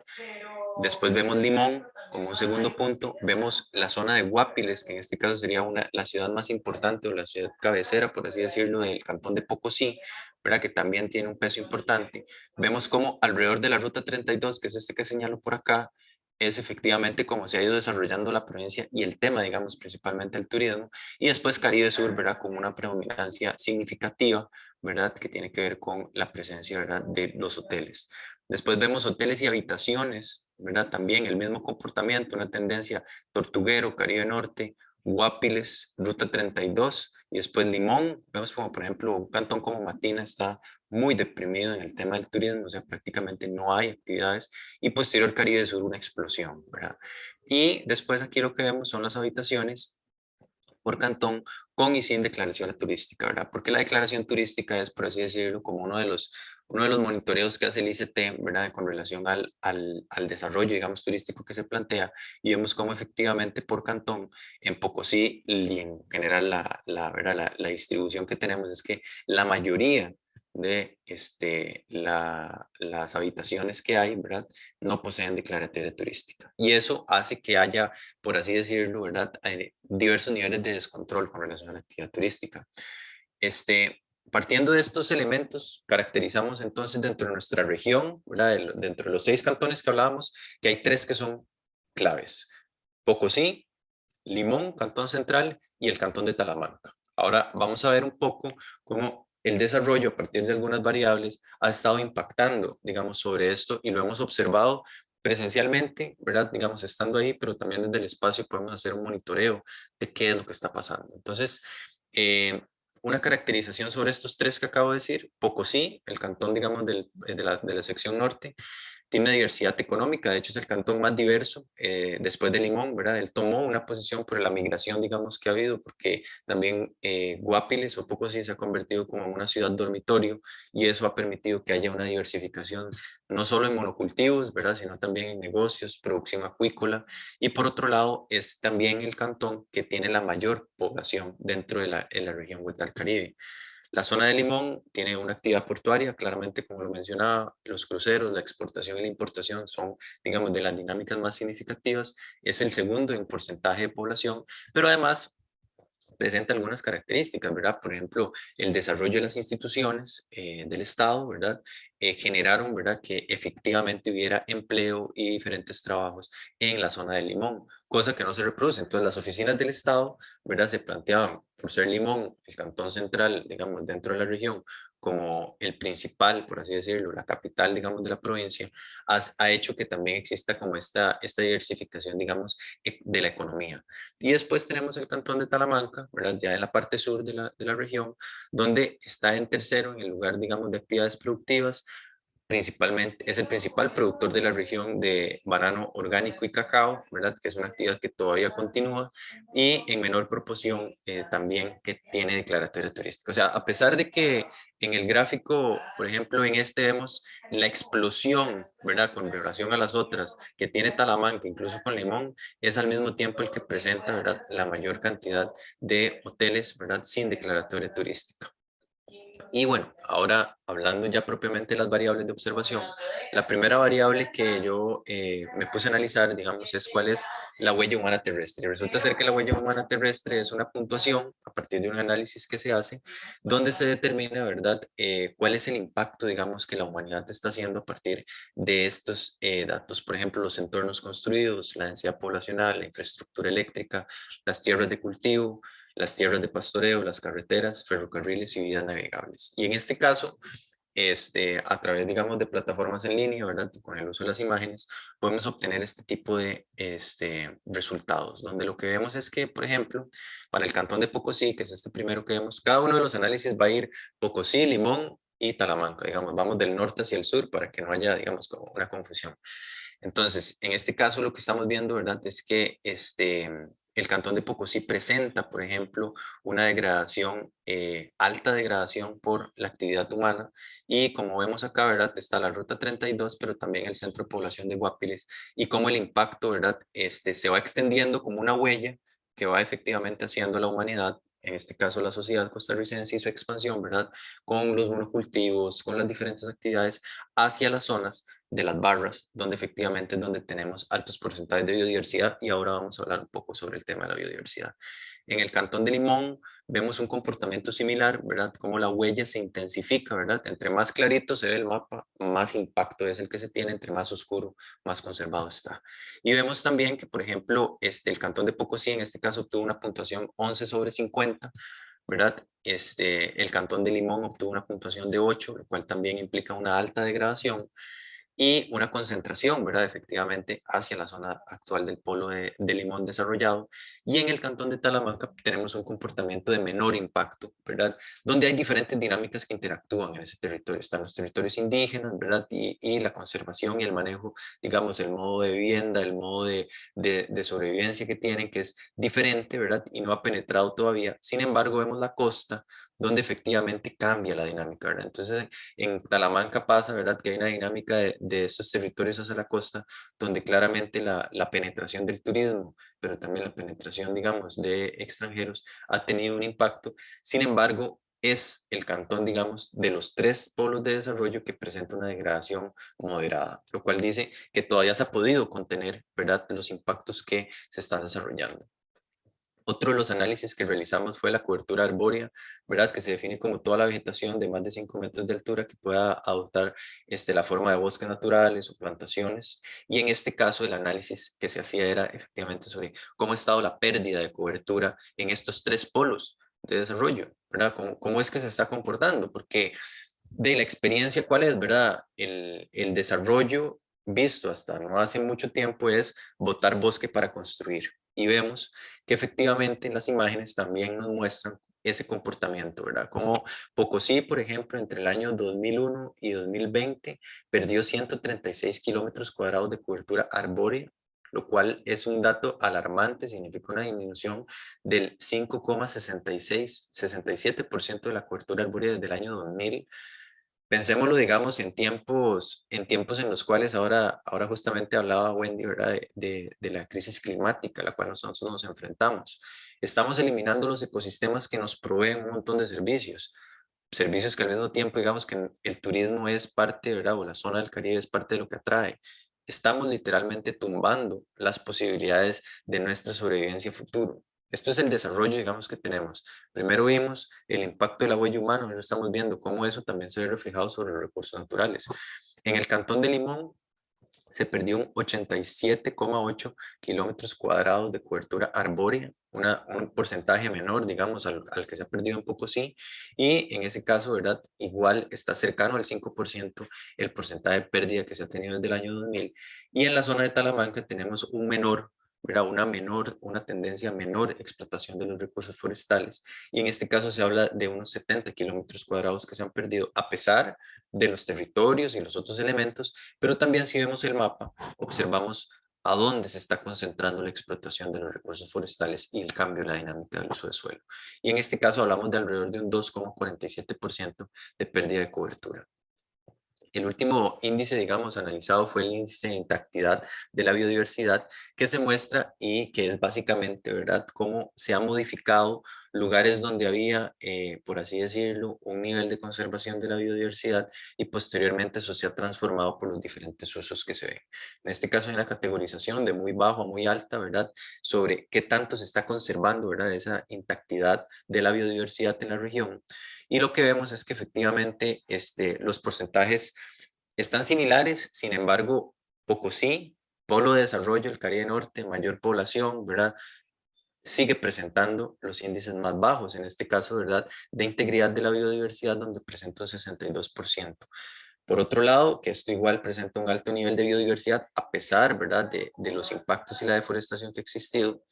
En este punto habría que hacer una valoración, ¿verdad? Que es que el tamaño, digamos, de análisis que estamos utilizando, por ejemplo, para estas capas, es más o menos de 1 kilómetro cuadrado. Entonces también hay algunos elementos que, y como son capas globales, que pueden tener algunos sesgos. Sin embargo, es claro, ¿verdad?, la tendencia de que en el polo norte del Caribe o la región, efectivamente tenemos la mayor degradación ambiental de la región.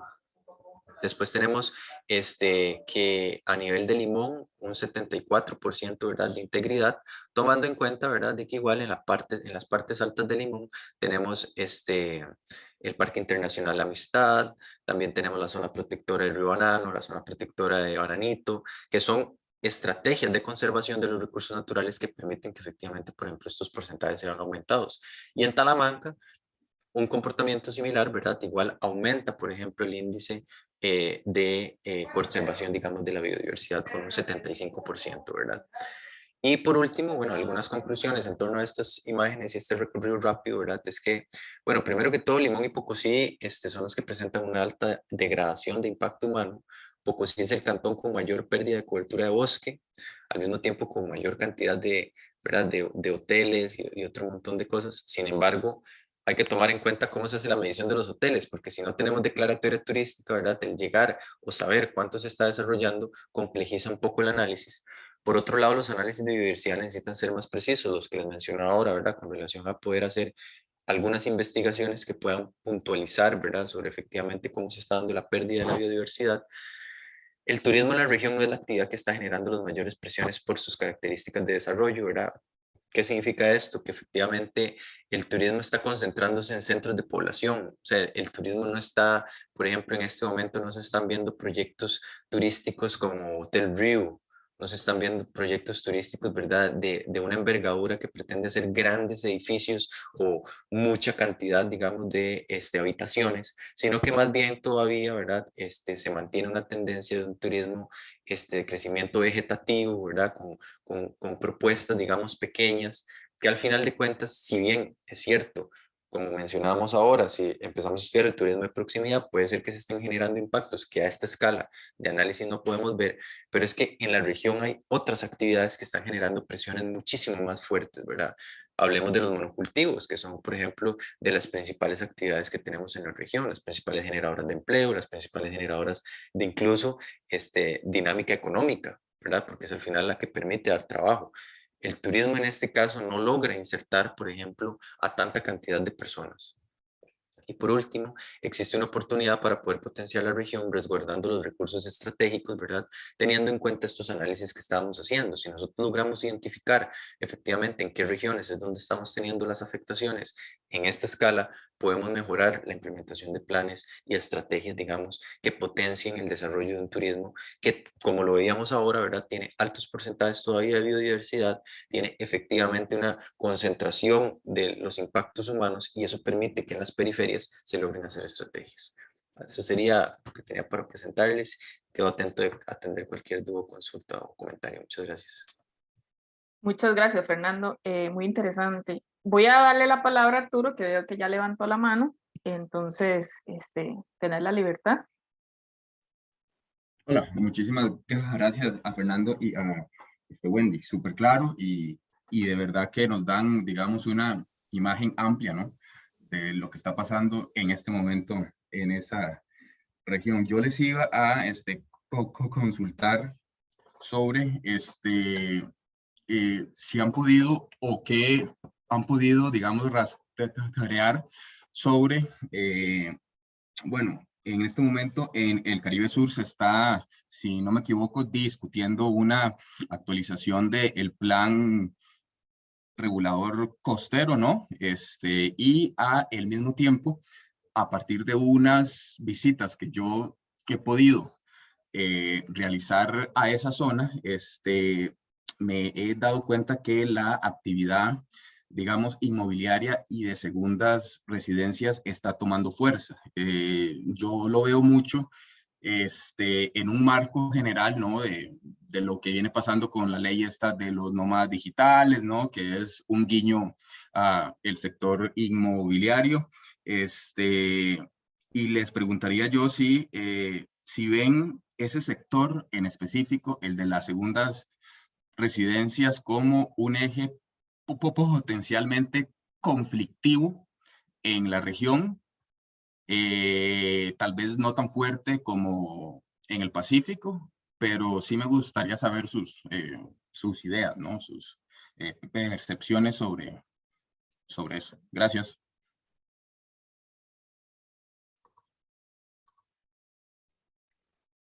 Bueno, no sé, cualquiera de los dos que desee contestar. Le voy a dar algunas ideas que se me vinieron a la cabeza. Justamente tenemos un proyecto, el proyecto que yo coordino en el Caribe tiene que ver con dos cuencas hidrográficas, específicamente en la de Limoncito y en la de Cocles. Entonces, resulta ser que cuando usted analiza, digamos, espacialmente la situación de esta expansión, digamos, de habitación o de segunda habitación, empiezan varios problemas. Entonces, primero vamos a ver el tema del agua, que es un tema que usted mencionaba. Entonces resulta ser que nosotros en la región tenemos un montón de agua, pero el problema es cómo esa agua está siendo captada, cómo está siendo utilizada y cuál es el agua que estamos utilizando. Entonces, por ejemplo, el Caribe Sur, específicamente la zona de esta a la cual nos estamos refiriendo, hace un aprovechamiento subterráneo de aguas. Entonces resulta ser que hay un traslado muy significativo desde San Box, estamos hablando de una cantidad de kilómetros significativa hacia la costa para el aprovechamiento, digamos, de agua potable, pero eso no da abasto. Entonces resulta ser que todas esas residencias de las que estamos hablando perforan pozos ilegales. Esos pozos ilegales están a la par de tanques sépticos, construidos también bajo, al margen, digamos, de un plan regulador que establezca una serie de zonificaciones, una serie de tratamientos, una serie de formas de implementar, ¿verdad? Porque al final, si usted ve, el manejo de las aguas residuales es un problema también, porque resulta ser que usted tiene grandes casas o tiene de estos consorcios, ¿verdad? Que empiezan a hacerlo, que no son nacionales, que no son personas, digamos, no son barrios lo que estamos haciendo ahí, sino que son residencias, y que al final, quienes o cómo se gestione, digamos, los productos o los impactos de esas actividades, la municipalidad no tiene un control, el Ministerio de Salud no tiene un control, la Dirección de Aguas no tiene un control. Entonces, cuando nos damos cuenta es que usted agarra Playa Negra y se va por una calle y lo que ve son mansiones y mansiones y mansiones y mansiones, pero no sabe quiénes viven ahí, no sabe quiénes responden ahí, porque son estas viviendas, ¿verdad?, de tránsito, y efectivamente, cuando hablamos de la declaratoria turística, estamos hablando qué es actividad turística, a quién le está quedando, quiénes se están viendo beneficiados de esa actividad turística. Bueno, el jardinero, sí, probablemente, algunos misceláneos, sí, probablemente, las señoras de limpieza, probablemente, y el turismo que, por ejemplo, consume los alimentos, ¿verdad?, digamos, gastronómicos, etcétera, que vayan a utilizar. Pero no hay, digamos, una regulación en donde exista alguna, o sea, que pueda percibir en el marco de la conservación o del turismo que se vaya a desarrollar algo para que eso no colapse, porque efectivamente, cuando lo vemos desde el espacio, cómo se ha transformado eso en los últimos 10 años, el impacto es brutal. Y lo que estamos votando, ¿verdad?, es de botar bosque, ¿verdad? Botar también, invadir zonas de manglar o drenar, ¿verdad?, algunas zonas para efectivamente poder tener casas de alto costo. Entonces yo creo que eso serían como algunas anotaciones que yo haría en torno a ese tema. Bueno, a mí me parece súper bien porque además como tienes el proyecto y esta situación particular, por ejemplo, con el agua. Lo que sucede también, digamos, para agregar ahí un poquito, es el tema del control y la supervisión también de las mismas instituciones. Porque, por ejemplo, el tema de los pozos ilegales, ¿verdad? O de la forma de cómo se han dado estas prácticas en forma histórica también, ¿verdad? Porque hay mucha agua, pero nunca había ese recurso ahí disponible para las personas. Entonces es una práctica habitual en este sector. Es que, por ejemplo, veo un caso recientemente, hace unos meses, de unas personas que en esta zona quieren inscribir legalmente el pozo, en este caso sí, porque no llega el servicio hasta esa zona, para vivienda, no para segundas casas o no para comercio, y dependen de un funcionario que, por ejemplo, necesita un carro que dura 3 meses para poder ir a hacer la visita. Entonces, ese tipo de situaciones son las que ni siquiera van a dar abasto. Entonces, ahí no hay una verdad, o sea, cómo está la gobernanza, cómo está la funcionalidad de las instituciones, y lamentablemente no hay suficiente control. Entonces, esto lo que va a permitir es que precisamente esa gran cantidad de expansión de residencias, ¿verdad? Se presten para colapsar más los recursos también. Otra situación que se da es el tema de la normativa, la regulación. Por ejemplo, las segundas casas también se están utilizando para Airbnb. Entonces necesitamos también esa regulación, ¿verdad? En el país, lo mismo que ha sucedido con otras plataformas. Eso podría agregar ahí en ese tema. Gracias, Wendy. Bueno, les recuerdo que en el chat ya encuentran el link de la evaluación. Por aquello que no la hayan hecho, por favor, les reiteramos la necesidad de que la cumplan. Tengo aquí varias preguntas en el chat, entonces voy a proceder. Esta primera dice que es para Wendy. Podría ser una pregunta existencial relacionada a las preguntas productivas globales y regionales. Bajo la premisa que el turismo es una actividad intrínsecamente colaborativa y transversal de la economía, naturaleza y en general de la sociedad, cómo regenerar actividades productivas sin dañar o llegar al punto de sobreexplotar nuestros recursos. En el caso de Limón, Cantón Central, ¿cuál debería ser la hoja de ruta para los planes de desarrollo turístico?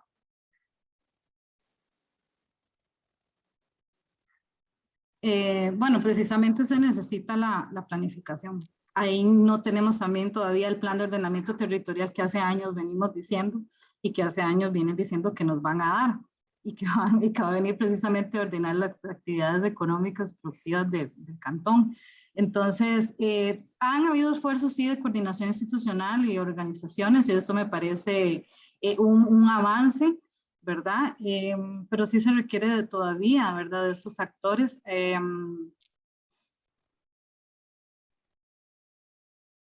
No sé si, si vamos por, si está bien. Sí, sí. Bueno. Sí,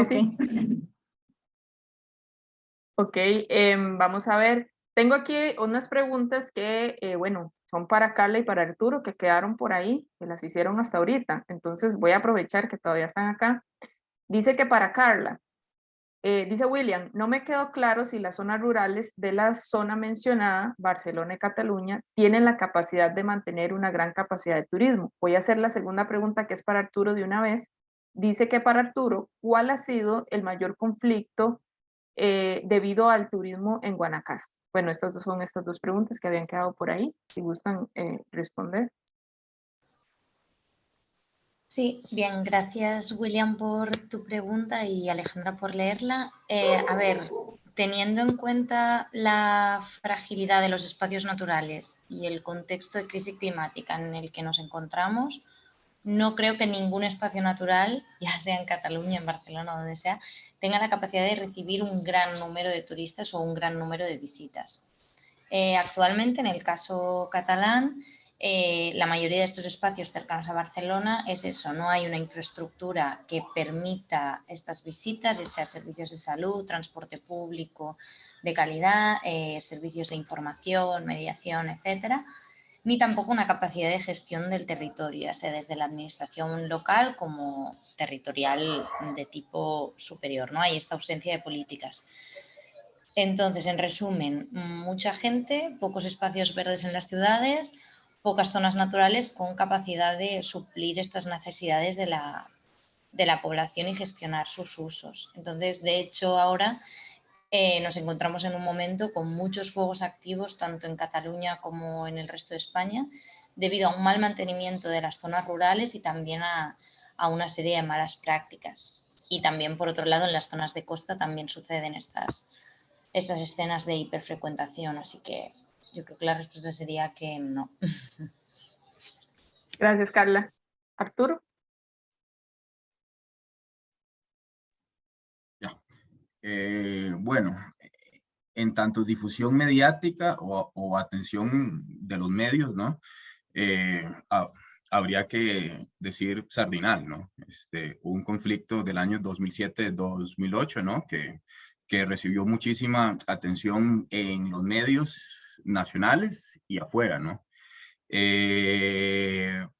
Actualmente, digamos, en un segundo boom inmobiliario, ¿no? Luego de lo que pasó en el año 2008-2009 con la crisis,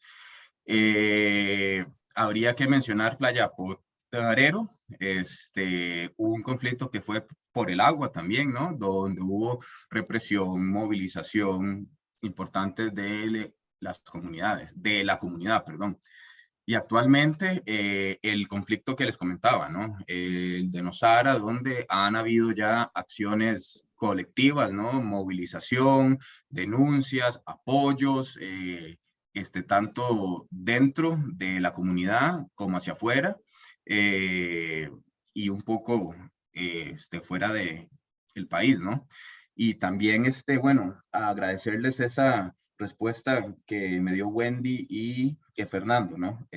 Me queda súper claro, y mencionar también que el ICT realmente no tiene ningún tipo de medición o interés, ¿no? Por regular, conocer cómo se está comportando ese mercado de las segundas residencias, ¿no? A pesar de impulsar políticas que están dirigidas, ¿no? En fortalecer ese sector, ¿verdad? Gracias. Gracias, Arturo. Tenemos otra pregunta. No sé si va dirigida a Wendy o a Fernando, entonces ustedes deciden quién responder. Con relación al tema del turismo regenerativo, tomando como base que es un concepto o actividad emergente, ¿tiene el turismo regenerativo el potencial de generar cambios a nivel global y regional? ¿Existen o se podrían comentar algunos ejemplos o casos de éxito en línea? Sí tiene potencial. De hecho, ya se está dando hace tiempo. Lo que pasa es que al menos en Costa Rica no es tan famoso o conocido, ¿verdad? Como les comenté del caso de, por ejemplo, este movimiento que ya existe, Costa Rica Regenerativa, aquí tal vez les podría compartir un poquito, buscando así rápidamente en internet, ¿verdad? Este proyecto Costa Rica Regenerativa acaban a tener más información sobre, digamos, ya resultados, ¿verdad? Datos por temática, porque también esto abarca mucho, ¿verdad? Agricultura, ¿verdad? Gobernanza, ganadería. También está este proyecto que es el otro que les comenté sobre suelos vivos, que es para la regeneración en zonas de producción y zonas que han sido ganaderas o que han sido o que tienen tal vez un componente mixto, ¿verdad? Que también, por ejemplo, producen ganado, pero también dan actividades turísticas relacionadas a esto. Un caso de esos, por ejemplo, es el de Rancho Margot, tal vez, que podríamos dar ejemplo acá en Costa Rica, estás en la zona del norte, ¿verdad? En San Carlos, que también están con el tema del turismo regenerativo, ¿verdad? Utilizar ciertos materiales, ¿verdad? Dentro de sus mismos servicios que dan, ¿verdad? Huertas orgánicas, biodigestores, ese tipo de cosas en la comunidad. Entonces, ese podría ser un ejemplo. En el Caribe, eso es un trabajo, un proceso, entonces está como inventariando ahí algo que se llaman hubs, que son como centros, ¿verdad? De trabajo o hotspots también, ¿verdad? Digamos, de este tema. Entonces, podrían ser algunos ejemplos, pero no hay como un inventario en sí de cuántos proyectos hay, ¿verdad? Y en el Caribe tenemos más potencial todavía porque precisamente tenemos zonas rurales y tenemos el conocimiento de las personas ancestrales que muchas veces nosotros pasamos por alto y son los que más saben manejar los recursos. Sí, ahí diría que en la región del Caribe, ahí les puse la página en el chat, la propuesta de Selva Bananito Lodge, que de hecho efectivamente Jürgen Stein está trabajando con turismo regenerativo y la vez pasada que estuvimos con los estudiantes de turismo ecológico, de ecodesarrollo, él explicó efectivamente cómo ellos lo implementaron a raíz de la pandemia. De hecho, justamente fue una de las alternativas de resiliencia que surgió, ¿verdad? La posibilidad de empezar a mezclar actividades. Entonces ahí les dejo la página para que la visiten y bueno, puedan también ver la experiencia de ellos en la región, en el Cantón Central de Limón, ahí en Bananito, ¿verdad? Ahí en Bananito Sur, que está pasando ya, ¿verdad? Pero que efectivamente es como lo que nos pasa estructuralmente en la región, ¿verdad? A veces estas cosas, ¿verdad? Estas iniciativas, los gobiernos, incluso, bueno, del ICT, ¿verdad? No los promociona, digamos, o los promociona más fuera del país. Entonces usted se da cuenta que al final hay un montón de turistas, por ejemplo, que vienen de Cataluña o que vienen de otros lados, que están ahí, conocen mejor las propuestas que nosotros tenemos a la par y es porque hay un enfoque también, ¿verdad?, sobre quién es el turista que consume esto. Yo creo que eso es una discusión para otro momento, pero bueno, esa es una, por ejemplo, propuesta para que la vean por ahí de turismo regenerativo en la región. Gracias, Fernando. No sé si alguien más tiene alguna pregunta o algún comentario. Ok, parece que no. Yo tenía una pregunta muy rápida para Fernando. Es el tema de la teledetección, pues obviamente basado ya en los apoyos que nos da la tecnología. Veo que los datos que vos mostraste son datos viejos, por decirlo de alguna forma, ¿verdad? En comparación a todo lo que ha venido pasando en los últimos años en todo lo que es la región Huetar Caribe. ¿Hay alguna política pública o algún interés del Estado en algún sector de utilizar propiamente estas herramientas que obviamente nos visualizan de una forma muy expedita la realidad en cuanto a temas de desarrollo basados propiamente en el tema de la tecnología. No sé si existe, sabe o nos estará promoviendo. Bueno, vamos a ver, hay una cuestión que es el convenio de diversidad biológica, ¿verdad? Que es un convenio global firmado por Costa Rica. Costa Rica es uno de los firmantes y de hecho uno de los principales promotores, que tiene que ver con el compromiso global, digamos, de la protección de la naturaleza. Entonces, por ejemplo, cuando hablamos de una ley específicamente para esto, no es necesario, digamos, una ley, sino que estos son instrumentos que están generados, por ejemplo, los mapas que estamos viendo. Hay que tener cuidado con eso de la resolución temporal de los análisis, ¿verdad? Porque efectivamente podemos actualizar esos datos. La cuestión es que hay que actualizarlos, porque lo que está hecho es lo que podemos ver a nivel global, ¿verdad? La escala, estamos viendo que estos mapas que vimos los podemos calcular para cada distrito del país. O sea, hay instrumentos ya que nos pueden permitir esos análisis. La cuestión es, ¿cuántos análisis de esos se han hecho? Cero. Hoy vimos los primeros mapas para Limón de esto y probablemente ojalá poder hacer una publicación, porque de esto es de donde se construyen las estrategias para efectivamente la protección de la biodiversidad. De esto es de donde salen, por ejemplo, la definición de las áreas especiales de biodiversidad, que es una de las estrategias del protocolo que actualmente se tiene de la Convención de Diversidad para efectivamente poder conservar los recursos. Porque si nosotros no hacemos estos análisis, difícilmente podemos decir, bueno, lo más conveniente es hacer un corredor biológico aquí, cuando realmente ni siquiera entendemos qué es lo que en el territorio está sucediendo o qué ha estado sucediendo en la evolución. Entonces, el convenio de diversidad biológica es uno de los elementos, ¿verdad?, que ya nos instan al uso, digamos, de este tipo de cosas. La firma, por ejemplo, de los ODS, ¿verdad?, de los compromisos de desarrollo sostenible son otros los compromisos nacionales. El Plan Nacional de Cumplimiento de los ODS. Estamos hablando de la Ley de Biodiversidad también, que es un recurso, el reglamento de la Ley de Biodiversidad, que digamos que lo que hace es que promueve que las instituciones, ¿verdad? Por ejemplo, el MINAE, dentro del MINAE, el SINAC, está llamado al uso de tecnologías o de alta tecnología para la implementación de las estrategias, ¿verdad? Entonces, al final, claramente hay una vinculación no explícita, pero sí legal del uso de este tipo de plataformas y de este tipo de información para hacerlo. ¿Cuál es tal vez, yo creo, el reto más grande?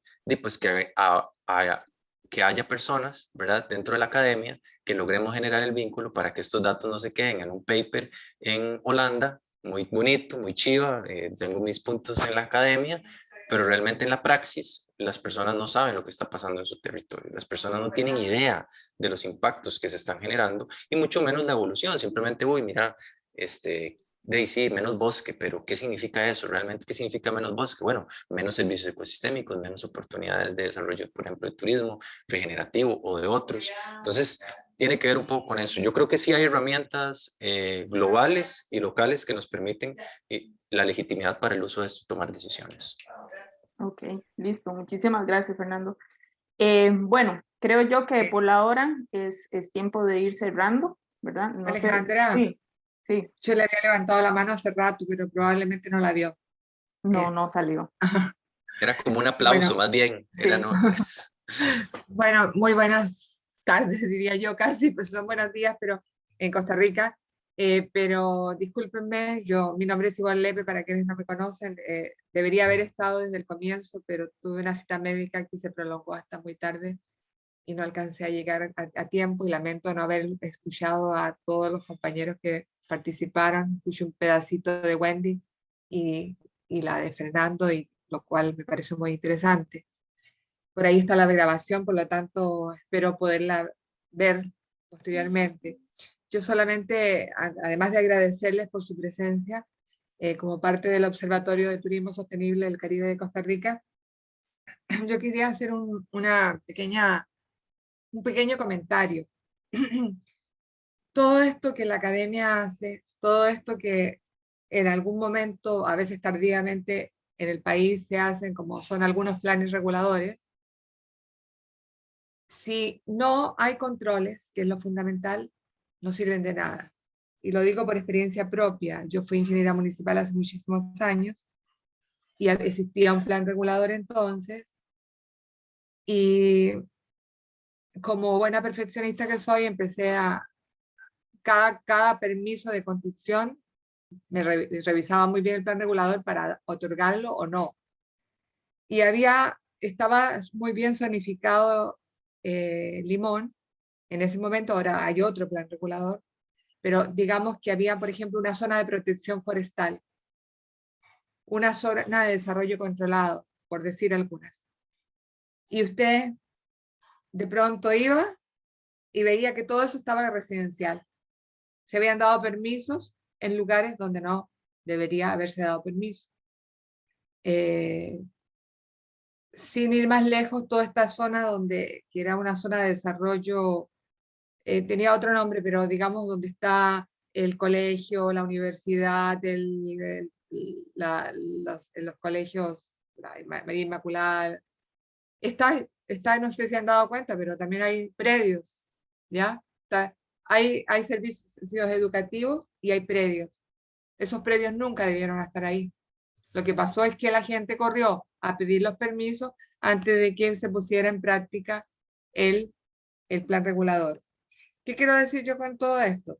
Simplemente que el control es fundamental, ¿ya?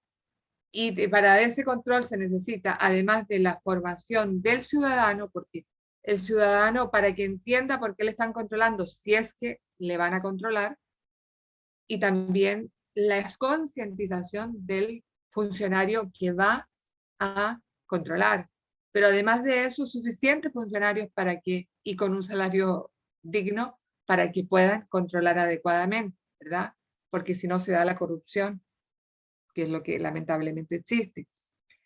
Y con respecto a la parte boscosa, especialmente, por ejemplo, uno le llama la atención cuando va muchas veces a la playa hacia al Caribe Sur, cuando veis venir grandes camiones con árboles que se ven que son milenarios porque tienen un diámetro muy grande y con permiso de corte, ¿ya? Sin contar toda la gente que corta sin permiso y nadie les dice nada, ¿ya? Entonces, por ahí yo creo que hay una problemática que no nos corresponde a nosotros, pero que sí corresponde dejar en evidencia de la importancia de poder mantener nuestros recursos naturales, que son la gallina de los huevos diarios de Costa Rica, y no solo de Costa Rica. Nosotros tenemos agua suficiente, pero el agua no es infinita. Si no tenemos árboles, el agua va a ir disminuyendo, y de hecho está disminuyendo en muchas partes, ¿verdad? Entonces, es importante, yo creo que esa parte de concientizar al ciudadano y a los entes, a los funcionarios que trabajan en los entes, y pues al Estado, ¿verdad? O sea, yo sé que hay mucha gente que hace grandes trabajos por este tema, sin embargo, no se llega al producto que idealmente se quisiera, o por lo menos cercano. Y yo creo que hemos ido en bajada en cuanto ha habido un decaimiento de nuestros recursos, de la cantidad de recursos naturales, y tú lo demostraste en tus mapas, ¿verdad?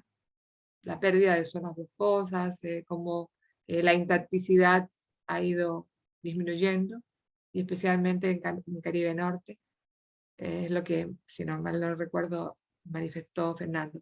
Básicamente yo quería hacer ese comentario simplemente como una reflexión última, y muchas gracias por haber estado aquí a todos. Muchas gracias, doña Ivonne.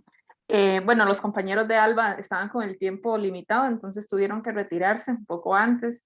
Igual agradecerle a Wendy y a Fernando por haber permanecido hasta el final, a todas las personas que nos acompañaron, muchísimas gracias. Recuerden que desde el observatorio continuamente estamos haciendo este tipo de actividades, y que normalmente se les notifica y se les invita cordialmente a seguir acompañándonos en todo el desarrollo de lo que nos quede del transcurso del año. Se vienen para el próximo ciclo algunas otras capacitaciones y otras cosas que eventualmente publicaremos. Entonces podemos quedar hasta acá. Agradecerles nuevamente a todos y que tengan un muy bonito día.